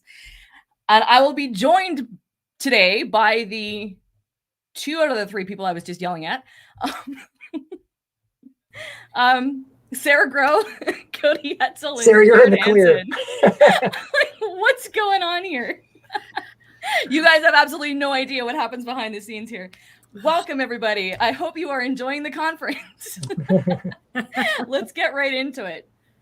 So, what was the process you went through to find a child-free community? First of all, we'll start with Sarah. Hi, everybody. My name is Sarah Grow. I'm the organizer of Childfree Collective. I'm based out of Colorado. And, just the more C's you can get in my name. The number one thing I was looking for is I was looking for the same kind of mindset. I was looking for the same vocabulary, the same conversations, the same goals, the same dreams in life. And I wasn't finding that in my book club. In fact, I remember the day I walked out of that book club because they wouldn't stop talking about poopy pants and something or other. I don't know. And I went home and my husband said, you should start a book club, No Mommy's Book Club. And I was like, nice idea. Yeah. So we put something together in 2015. And it's been growing ever since. And I can't wait to share some of the details about that. Thank you, Sarah. All right, Jared, what was your process to finding a child-free community? Just searching like Facebook, for example. I'm assuming after like at one point Google, I probably searched on Google as well, but Facebook, I typed in no kids, and then the term child free ended up coming up as well. So that was a surprise for me, and yeah, it went from there, and I just started joining some groups, and then finding out that there's like-minded people out there, just like myself. And Cody, what was your experience? I didn't know that I was child free. I didn't know that was a term for it, but my wife and I are child free by choice. And I saw a friend of mine had joined a group on Facebook that was for child free people back when Facebook used to tell you when people join groups. And I was like, what's child free? That seems really interesting. We're child free. And then you just kind of go down the rabbit hole of the internet searches and finding websites and blogs and podcasts and YouTubes and just seeing what's out there. So, Sarah, you already touched a bit up on this for the next question, but why did you start your child-free community? Is there anything else that you wanted to add to your creation of it? I didn't want to continue stepping over toys and schedules and mindsets and shoulds in my life. And so I was pretty bold about it. Just threw it out there. And also my husband and I, we knew we've both been married before, no children. And in our second marriage, no children. So, for that to happen, the universe was definitely saying, you're a child-free woman and you're in a child-free couple. And so we both talked about it, and we kind of orient our lives looking for those things. Jared? Yeah. So why I made the child-free community I made was because I seen that it seemed like we've seen this where pages or groups aren't that active. They're not really engaging. Posts or comments, they're not there. They might, the group might be around, but it's a ghost town basically. And I was like, I can do it probably a little bit better than they can. I know for a fact I can do my part and make it more active. And I was doing things that these other Facebook groups haven't been doing. I did live streaming of like me on doing a spinning exercises. And I think I read out of a child-free book one time. And then we did webcam chats, seeing people face to face versus just an avatar or an account, which it's okay, but you can fall back on that. But I would rather get to know these people on a webcam is a whole lot different than just a picture. So that's why I made my Facebook group, is because I thought I could get more activity and be able to stir it up a lot more with asking questions, get to know these people. What are their hobbies? What are their goals? And what are they going to be doing? So that's my take. Cody? It all kind of started from that question that we see in all of the groups and the forums of, where's everybody from? Where are the child-free people near me? And I just said, you know what, I'm just going to try to make a child-free map. And my first attempt was a Google map, just a basic, whatever. But believe it or not, putting a post out and saying, hey, tell me where you live and I'll make a marker on this map. And I'm totally not a murderer. No, that didn't go over well at all. So I said, I just have to build a platform. So I started childfreefamily.com as a website. And I'm like, I'm just going to put a map on there and let people have little profiles. And when you get your profile, it'll put your city and your state. It won't give like an exact location, but it'll let people know what city you live in. A little map marker comes up on the map. And from there, the community kind of grew into what it's becoming now. But it all kind of started from just trying to answer that one basic question for folks of where are the child-free people? And I'm doing my best to try to help. Although some of us want to remain anonymous and never be found. So, I think I lied on my application. All right. So then, was that for my group? It was for... How did you get in? I'm just joking. Okay. We've been working on this conference a little too long. All right. So the next question, what do you hope people get out of engaging with your group? So Sarah, go ahead. Okay, I'm going to just go back over here because there's people behind me. We were looking for not only community, but we're looking for a group of people, women mostly.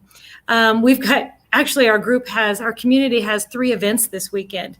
We're looking for a solid, vulnerable, respectable space where we can feel free to talk and maybe, get a little snarky about not having kids. We have a progressive idea. We have a feminist idea in our group. And I'm really excited about how we're growing and as that deepens.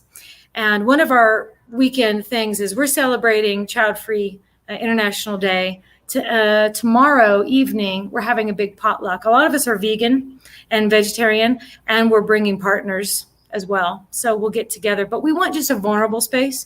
We want an understanding because we break stuff down. What do you guys think about this idea with my job? Should I quit? We've helped people through divorces. We've helped people quit jobs and get new jobs, but it's the space and the way we think that forms the deepness of our community. Jared? My group that I like to, that I talk about, I want people to get to know each other, maybe meet each other if it's strong enough, a connection if they're close enough to each other, possibly, because I know up in Minneapolis there's a lot of child-free people.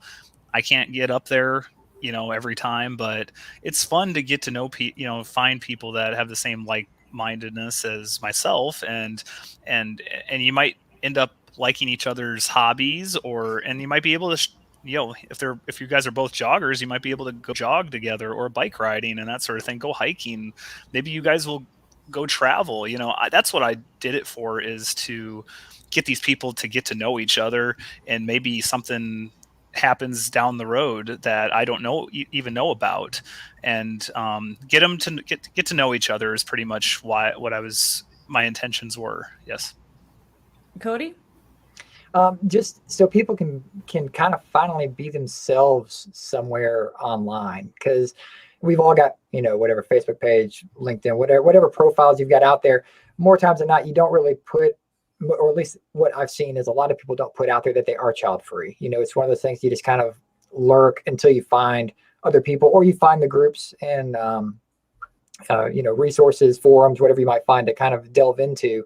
But it's a platform within a platform. And so what I wanted to do is say, look, this is literally going to be a place that's for us. Everyone that you're going to meet in here, you already have that one thing in common. Like, we're child-free, whether it's child-free by choice or child-free by circumstance, like, we're all child-free. And it kind of lets people kind of be themselves. Like, you can post right on your profile, how great your day's going, or that you just,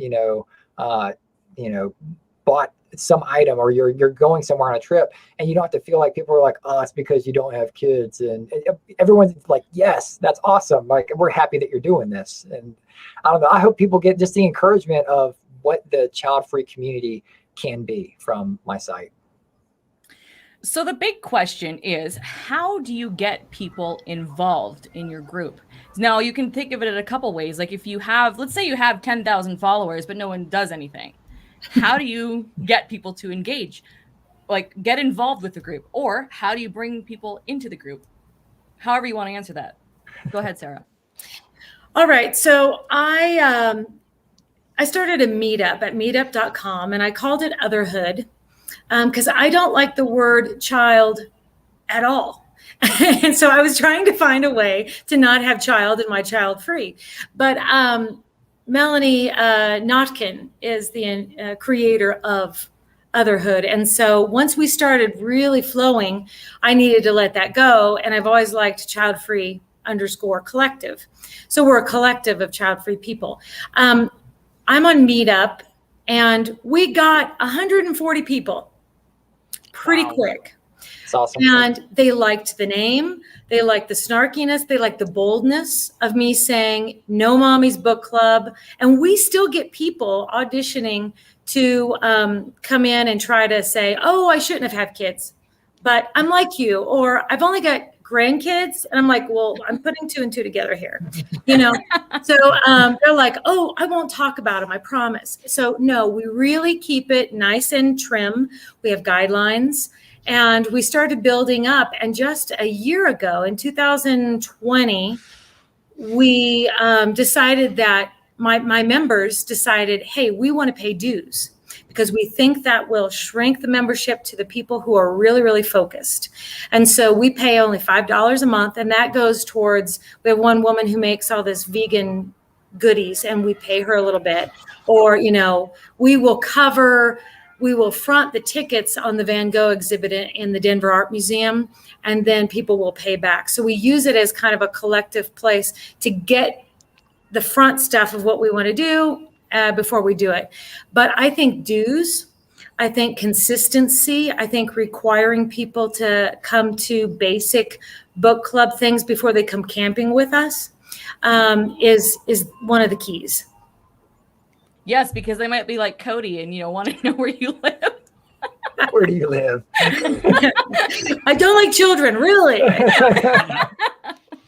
All right, Jared, what's your answer? Like I've had to promote in other groups, you know, with their permission, of course. I try to get, I'm all over the freaking place. I'm all over the place. You know, like with like the members and stuff, I've done like webcam chats. Like I said, I get some people, they're willing to step up, be a moderator for my moderating team. You know, so we can get some of the, you know, we can track to see if there's good or bad people in my group, because unfortunately when you get a bigger group, the more there's can be some bad apples, and we need to get them out of there as soon as possible. So there, you know, there's those positions available. You know, if people want to share my group, that's fine. I could be honest with you. I don't need their help so much, because I can kind of do it myself. But spreading the word is absolutely fine. I want this child-free movement to go worldwide, and that's my point of making my group, is to spread it into areas that, you know, don't even know child-free is an option. So that's my take. So Cody, how do you get people involved besides stalking them? I mean, that's like the $1 million question is, you know, I don't have the multi-billion-dollar platform, you know, to you know, put out posts and buy ads necessarily to do things, but it's really getting involved. You can be as involved as you want to be. Just getting on the map itself, just getting a profile, getting on the map, even if that's the least amount you do. You never know, you might get, you know, a message from somebody who maybe lives nearby that's, hey, I'm child free too, you've already got that connection. Or it might be someone looking to travel to your area. Or if you're looking to travel to another country, you might be able to find a child free person who lives there and send them a message, and you've already kind of got that background. They kind of know what you want to do, basically. It's like, oh, you're child free. Okay, you want to avoid this place, or you want to go to this place. This place is awesome, whatever it is. And you can get some great tips that way. And so really, is personal interactions, but then I've also built in the aspect where you can have groups in a forum, in a larger platform, if you want to ask a general public type of question, which is another kind of issue I tried to answer with how fractured we are as a community, because we're all over the place. And if you're in, whether it's Reddit or Facebook or wherever it is, you'll see one person post a question, but then you'll see that question come up in another group from another person and another person. It's literally the same questions and topics coming up. So I was like, man, it'd be great if we just had one place where people just post a question one time, and then people can constantly keep responding to it as kind of a thread and have a little bit more involvement, engagement that way. So, you know, it kind of runs the gamut. If people want to just be, you know, soloing on the map and make a couple friends, or if they want to get really involved and really in depth with the child-free community and kind of make a splash and engage as many people as possible. So I'm going to veer off a little bit from the next question, but to that point, if someone is wanting to build a community or start their own, and they're still like, well, how do I go reach people? I want to get your three opinions. Have you found that sharing your own story first sparks that, you know, creates that space, allows someone else to share? Because you've talked about, you know, people being shy. Not everyone wants to be publicly child-free. Not everyone wants to be on the map, but you still want to form some sort of connection with people. So I guess, how has sharing your personal child-free experience, or do you think that helps bring a community to you as you're building it? Sarah, go ahead. Oh my gosh. I think that might be the question. I think deep down, I still have this feeling, maybe about 14% of me wondering, am I going to be judged? What are the implications? In fact, I contacted our downtown partnership to try to get ads in the city information. And I know these people, and I know the woman who runs our downtown kind of business flow, and she is child free. And so I thought I could connect with her and say, hey, and we're also of the same generation. And she said to me, I never thought that I was child free. I never thought about that. What do you think people are going to think? I can't. Yeah. I said, we have money. We want to give to our community. We want to gather in our community, and we want to be known in our community. So how can we advertise? How can we support? We'll even support a Girl Scout entrepreneurial effort, right? Because we see those young girls as women in the future. And why can't our stories and our, I hate to say propaganda, but our ideas, why can't that be in balance with also child bearing propaganda? Why can't we get in there and say things? So I'm looking at different places in the community. I'm looking at, cheaper ads and things like that. But I also have 2 books I want to share before we go about building community that I found helpful. But I think we've just got to get out there and start talking to people and take one step, feeling uncomfortable ourselves so that others will feel comfortable. Mm-hmm. Yeah. Myself, I think you got to start with your testimony, in your story first and foremost, and then you can engage with possible child-free people. There might be a time where you accidentally talk to a pro-lifer, by accident. So you got to walk, you got to try to walk on eggshells sometimes, but eventually you're gonna crack a few eggshells maybe you talk to the wrong person or whatever, but you have to be out there and you got to get your confidence up high enough to be able to not be scared of what people think eventually, and to end up being like a champion of the child-free community. You gotta you're gonna hurt people's feelings eventually, and they're just gonna have to live with it. So but yeah, starting with your testimony is crucial, and then you might make some friends in the long run, so it might have its rewards. I'm done. Mm-hmm. Cody? Like when I created childfreefamily.com, I didn't want to put myself out there for the sense of, I didn't want to be the face of the website, because I didn't want like anything that I necessarily say, do, or am to affect what people think the website is. It's like, okay, here's a straight white married guy in a website. It's like, well, I'm, single, or a person of color, or I'm not American, whatever it might be, or I'm not child-free by choice, I'm child-free by circumstance. I didn't want them to think that the site was not for them. But I slowly learned, of course, through interactions, people are like, no, we want to know who's behind this, because it's creepy AF that you have a website that collects information. And I find that ironic, because Facebook and them, they collect way more data. Like, I don't have algorithms. I don't track where you are, but whatever. So getting myself out there and letting people know I'm kind of the person, literally the person behind the website, and why I'm doing it and what I'm trying to do. And hopefully my genuine nature is coming across, and people will understand that, this is truly for them. This is a project of passion for me that I really just want to do. And yeah, that's, I guess, my story. So give him your address, people. All right. Next question. What do you see in the future for your community? Sarah. Okay. So each month on Meetup, we have scheduled 4 or 5 things. We have beer and knitting. We have a podcast club that is going on right now that I'm not attending. We have a book club. We also have a dinner date each month, and we have 2 hikes every month. Wow. We have 2 camping trips this summer.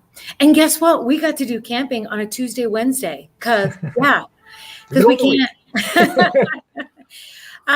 But as the future, I've already started with that. I talked about dues. And then I went ahead and registered Child Free Collective with the state of Colorado, and we are now an LLC. And what I'd like to see happen in the community is, one, we get a nice solid core of 13, 15 women out of our 27. That's what we're getting, 15 out of 27 in membership. And we're going to start a chapter 2. So this is chapter 1. We'll have a chapter 2 where they start building their community based on their DNA. And then I've got 4 original members who live in 4 different states in this country, and they would like to start the Childfree Collective in their cities. So some are small, some are large. So they're going to do, hey, little tag at the coffee shop. We're having a get together, or we'll hook them up with Meetup, but they'll have access to everything we're doing. Our brand. And this goes back to what Jared and Cody were saying. Don't be afraid once we get going to set a brand for your particular community, because it saves headaches. Like I said, we're kind of feminist, we're pro-life, we're progressive. I tried to balance both, but this is just where the DNA landed. So I see us expanding the Childfree Collective in different cities with the women who have moved due to careers. I actually lived in Colorado just a few years ago. I should have showed up and I should have joined you. Yeah. He would have. He totally would have. Meetup is a really good website I've seen. So I've never really used it, but meetup.com is fantastic. Yep. Yeah. All right, Jared, your answer? I hope it just expands more and more, get more members. I'll keep on doing like themed weeks. I've been like focusing on one particular subject for the week, sports week, for example, or space week or whatever. And that seems to be a hit. So I'm going to just continue doing that for like the next year. I'll be doing some events in the future. Childfree Conference is a huge part of my life now.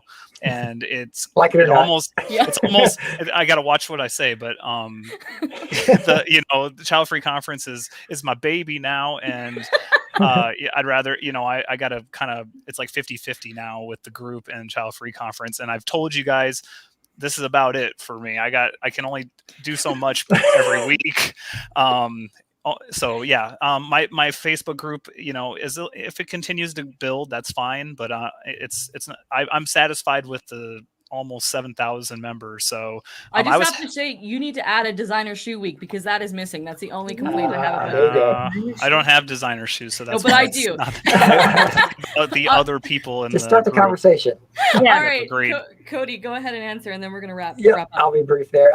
So for the future of the community, I'm working on a lot of. I love collaborations. I'm working on some things behind the scenes that hopefully will come to fruition. But like working with the hashtag No Kids Shop and bringing them into the fold of Childfree Family. And Lucas and I created what has become Buy Childfree, and that's BUY Childfree, BY Childfree for merchandise and gear. And we would like to be able to rein in everyone else that has Childfree merch into one umbrella and have one platform where we all sell. I know it's great mugs that you can see. LeNora, she loves that coffee. It's water actually right now. Oh no. Well, but just being able to use what I have as an actual website and let other people build off of it themselves. If someone wants to start a blog, but they, or a website, and they don't necessarily want to throw down the money for it, like, let me know. I'll, give you a childfreefamily.com/whatever it is, and you can post your stuff on my website if it's Childfree related. I just want to do what I can to help the community out. And we had one final question, but you've all have answered this about how to keep the momentum going in your group. And what I hear from all three of you is engagement, activity. You're planning things. Sarah, I mean, your group sounds amazing. I'm not a hiker, but Jared loves to run. He's always running. So, that would be good, but it's there's a lot to do. It sounds like. Yeah. And I don't oversee it. There is a woman in the membership that does each of those. I only do the reading. Yeah. Our slogan at the beginning was readers, not breeders. And so we have that on a t-shirt, reading uninterrupted since 2015. Wow, that's great. Nice. All right, we're at the end to plug our stuff or your stuff. So Sarah, continue on. Okay. How do people reach you? Okay, we try to keep it simple. Childfreecollective.com, Childfree_collective on Instagram. We post every evening. And then Child Free Collective on Facebook if you're on Facebook. I want to also do this, The Art of Gathering. It's Priya Parker. If you want to get into more community, there's some great things. Take what you like, leave the rest. The Art of Gathering. Awesome. Thank you. And I realize the bio that I had for you does not have the new stuff. So I apologize for that. I've said it enough. Child Free Collective. Excellent. Jared, how can people get a hold of you? Easy.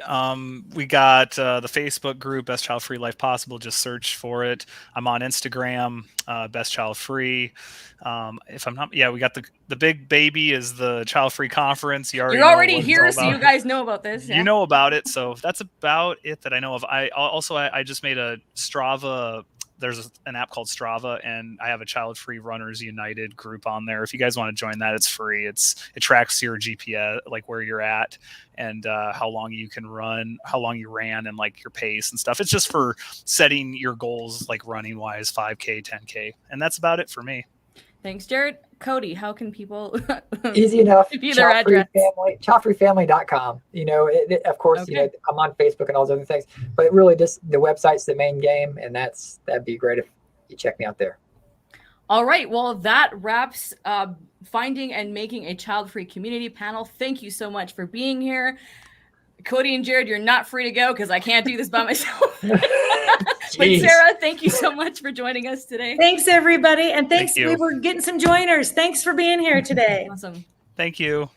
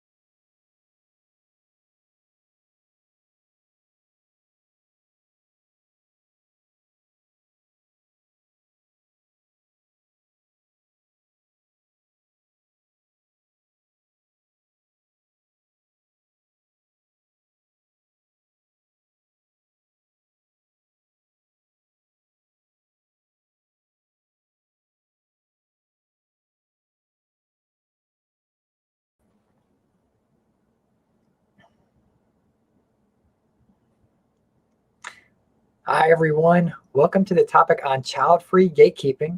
I'm Cody, a co-founder for the Childfree Conference, and I'll be joined today by Marcia Drutt Davis as our speaker for today. Hello, Marcia. Thanks for joining us. How are you doing? I'm doing great. This has been amazing. Oh my God. We're having a blast. Let's dive right in because this topic, it can get deep and I just want to get started on it. But the internet can't even agree on what child-free is. If you literally search child-free, you'll get a different definition from, doesn't matter if it's Wikipedia or the Merriam-Webster dictionary. They're all very different. Some say that you have to be by choice. Some have to say that you just don't have kids around. Now is like a child-free restaurant where there's just not kids there. Before we dive into the topic of gatekeeping, let's talk about what your personal definition is of child-free.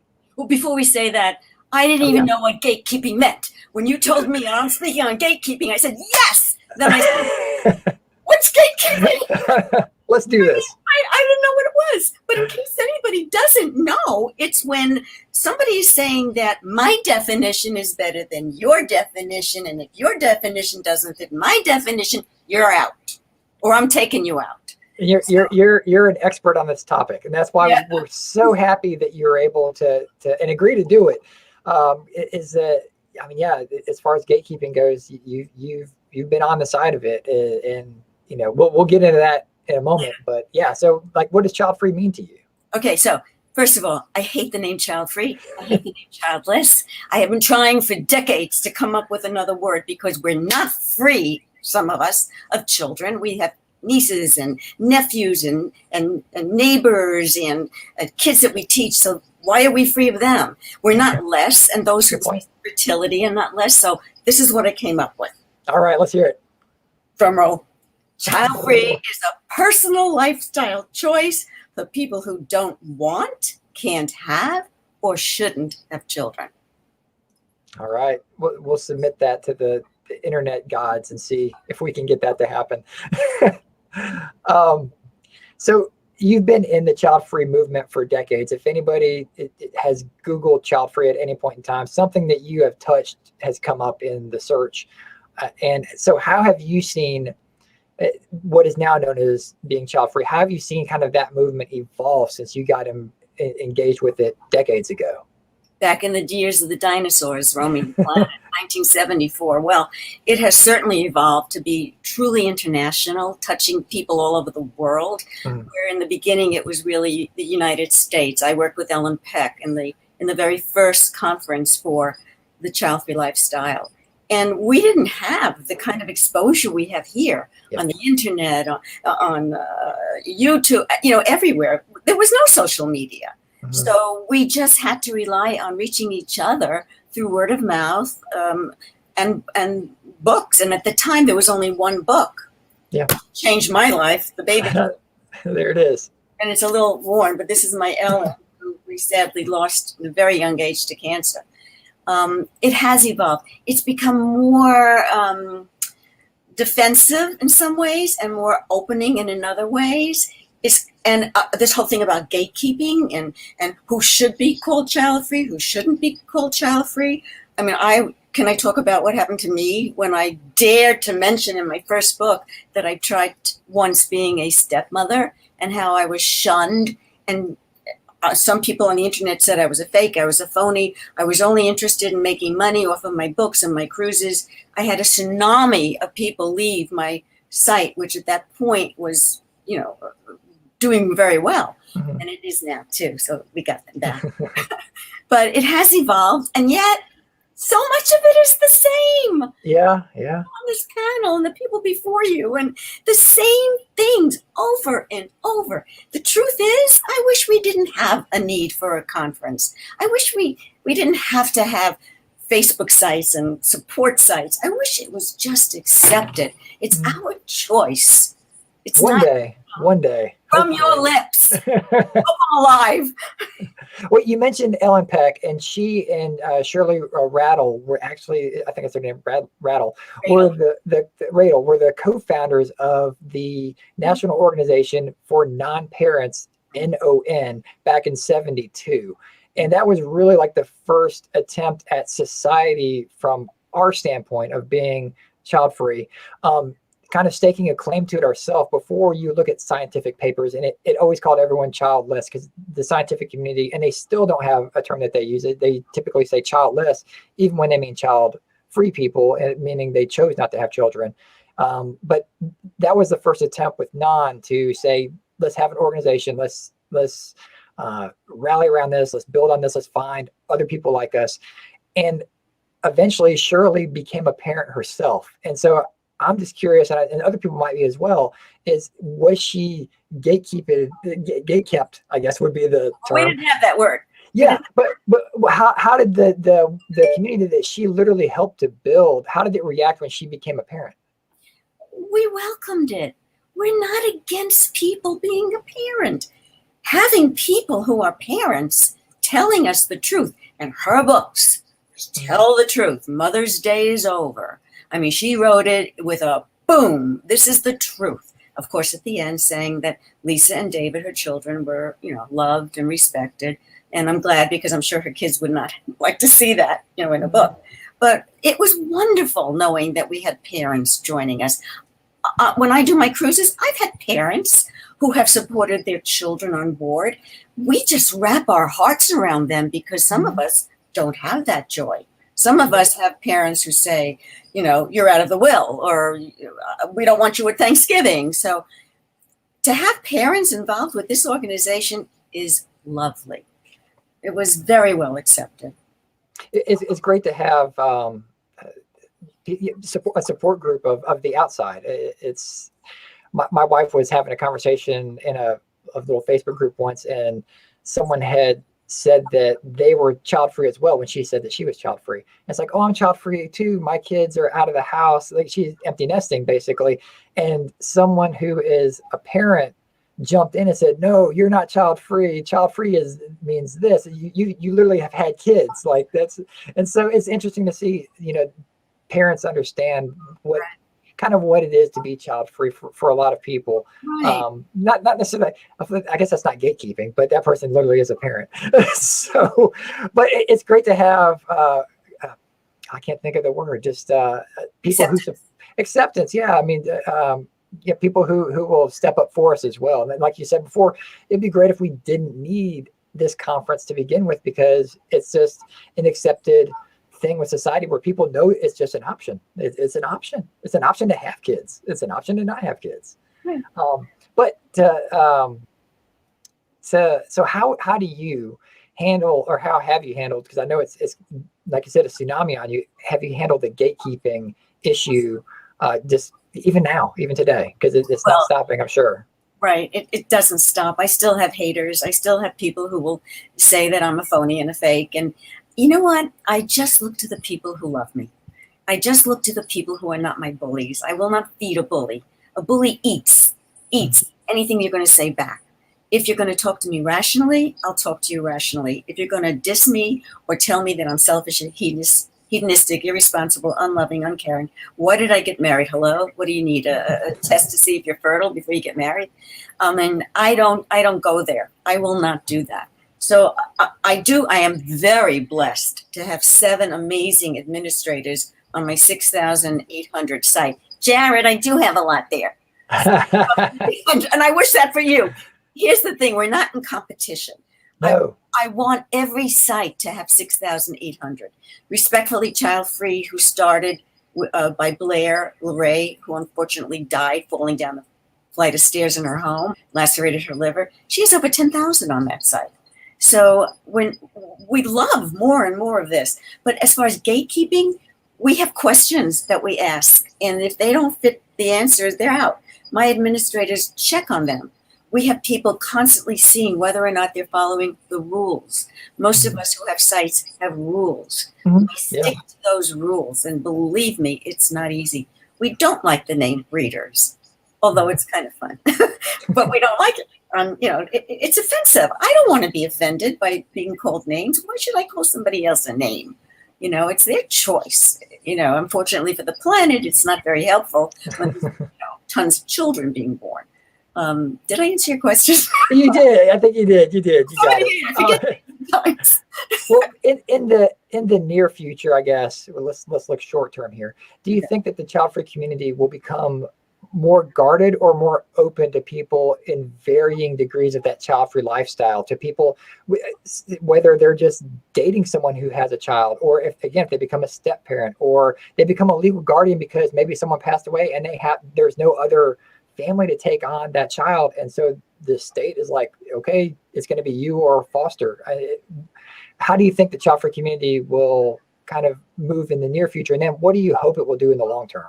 Well, for me personally and for everybody involved in this, if we are not together, and if we stay divided by you are, you're not, oh, you wait, you're out, it's not going to help this movement, this organization, this wonderful lifestyle. We need to be open. We need to be respectful the way we want to be respected for our choice. And if we don't give that, we're not going to get it. Mm-hmm. So I hope it will evolve into acceptance. I hope step parents are accepted as I was shunned. And by the way, I didn't do well. I haven't spoken or seen the so-called stepchildren in 21 years. Jim has never met his grandchildren, but that's a whole other story. It's in book 1. Yeah. Yeah, I hope it evolves so that it's not so confining and so dismissive of those who don't fall right into child-free. Mm-hmm. I think part of it might be because we're kind of in a little bit of a turbulent time of child-free. As the very first thing we talked about, it doesn't really even have a definition that we can really nail down and say what child-free is. And so, like in a lot of groups and forums, someone might post a question. It's like, literally, they'll say, "Hey, am I still child-free if I do this? If I'm dating someone that has a child?" And it depends kind of how the group goes and how it's moderated, how bad it gets dogpiled. There might be support for it. There's lurkers everywhere that they're dating someone or they're a step parent and they're in these child-free groups, and they say, you know what, I'm a step parent or I'm dating someone. And if you get enough of that, it seems like that squelches the people who say, get out of the group, you don't belong here. It just really depends on, I guess, on who gets it first or how quick it's moderated. But right. I'm hopeful. I hope that people do look at it more rounded and say, you know, there's a minuscule base of what child-free means, and then it's a rainbow of colors of what goes into the community itself. That's my hopes anyway. But yeah, I get it. What? Let's see. Sorry, I lost my question here.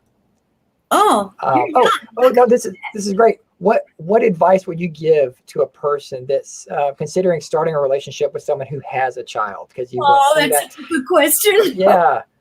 Well, having been in the fire and have not survived, I would say, be careful. Set your boundaries. You're going to be a friend because you will hear, you're not my mother or you're not my father. I'm not going to listen to you. You know, so set the boundaries at the beginning if you're going to take that on.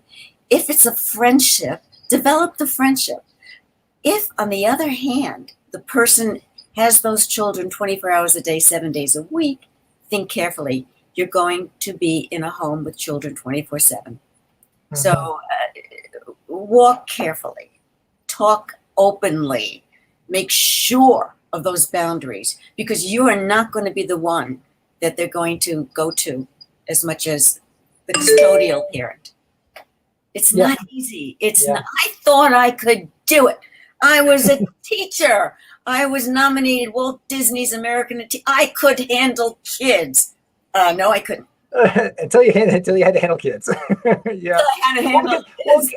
Kids are they're their own people. Like not every child's going to be a cookie cutter. You know, right. What you see on TV, the mommy, daddy, dearest. Like, no, kids are going through a lot these days, and there's a lot of pressure on them to succeed and do well. And yeah, it's tough being a parent. That's why child-free is good for me. I have so much respect for parents that love it and do a good job. Mm-hmm. Sadly, not everybody falls into that. Yeah, I've got one of my best friends from college. He's got like 6 kids. Every time I would see on Facebook, there's another kid, and I'm like, man, it's like kid after kid. But he is a great dad, like just so involved in their life. And so, yeah, I mean, that's one of those gatekeeping things as well that we see in the community, is if you come out in support of a family too much, like, oh, well, you're, as the term is, a breeder pleaser, where you just want to make families happy, or you're just trying to post stuff for, social credit, saying that how you, no, and people genuinely do like kids, and they can still be child free. And you don't have to like kids. And you don't have to like kids. You don't have to. Yeah. No, I mean, it's fine. You shouldn't have kids if you don't like kids. And pronatalism, antinatalism are really the ends of the spectrum. And I feel like being child free, a lot of people lump it into being antinatalism, when really those are philosophies, and the child free lifestyle is a lifestyle. Like for me, I wouldn't say I'm necessarily antinatalist, but I don't think everybody should have as many kids as possible either. Like, there's a middle ground there. And I think a lot of times, people, they hear one thing over another, and outside of our community as well. And that's why they think that all child-free people hate kids or whatever. So what's your take on that? Oh, sure. My neighbor, I have one of those sad neighbors. She has screamed at me, "Child hater!" What? But she's gone around the community saying, "I hate kids." And I've had people turn their backs on me when I walk my dog down the block. I mean, I face it right here in my community. So sad, because it's ignorance. It's sheer ignorance. Well, that's an amazing point, because you're literally in the middle of both sides. Like some people in the child-free community don't want to accept you, but then the parents don't want to accept you either. Right. And so that's. And you know what? I mean, what we're doing for parents, first of all, we would hope someday on this planet somewhere, there is an effective course in Are You Parent material, and this is what it takes to be a parent. And not, in my school, they were running around with little eggs in a basket. Mm-hmm. And the little girls would put little hair on them and little bows. And they go, "This is my baby." And the boys would put it in the locker room and say, "Forget about it." But that's or they have to go to the store and buy another one because they dropped it. Right. That's right. Egg abuse. That's called egg abuse. I can't make this up. Egg abuse. And then when I suggested give them a toy that cries and that you have to wake up and hold, they said, "Oh, we don't want to do that. First of all, it's so expensive." And they may not like children then. Oh, heavens. No, not that. To understand the process.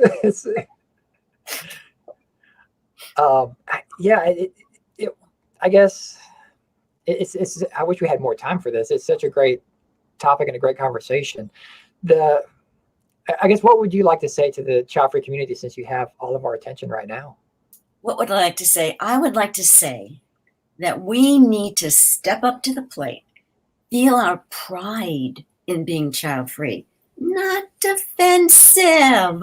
If you face defensive people, bye-bye. They have a right to be defensive, but they want to stay angry and have their blood pressure go up, fine. But the pride and the joy in looking forward to what we want in our life for our goals is fabulous. This is an unlimited lifestyle. It can be whatever you want it to be. It could be to the moon and back.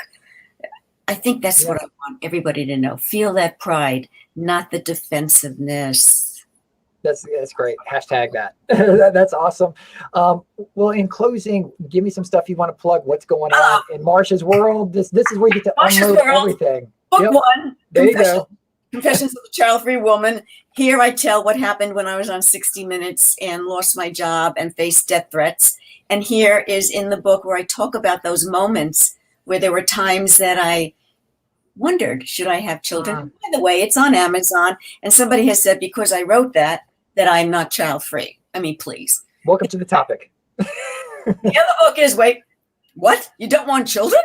This I researched over 3 years internationally. You will be aghast at what goes on internationally. Great picture of me. I love the photographer.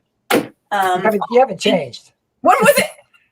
Child-free group cruise, my darlings who are watching. We are leaving for Alaska. We're closing in on 75. My goal is 100.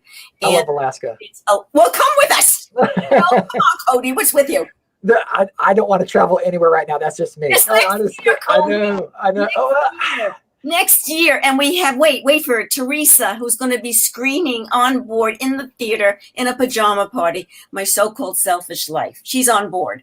Dr. Amy Blackstone, hello. We have To Be Child Free, who faced infertility and now accept child freeness. We have a girl who was sterilized at 24. We have a man speaking from his heart. We're going to have fun. And you get your money back if we can't go. If I wasn't cursed of buying tickets, everything I've bought a ticket to has been canceled, and so I'm so worried if I bought a ticket. Travel insurance, I guess, is the way to go. That we'll go back to the previous topic on that one. But thank you so much for your time. We really appreciate you. Is there anywhere where people can find you if they want to connect? Does a penguin shit on ice? Of course. You can go to Facebook, where I'm on Confessions of Child-Free People, Child-Free Looking for Friendship. On Instagram is childfree_guru, and my website is childfreereflections.com. Awesome. Thank you, Marsha. I'm so glad that you stepped into the light on this topic. You're really the only person that we could have had do this, and we really appreciate your time. I love you all. Thank you. Bye-bye. Bye.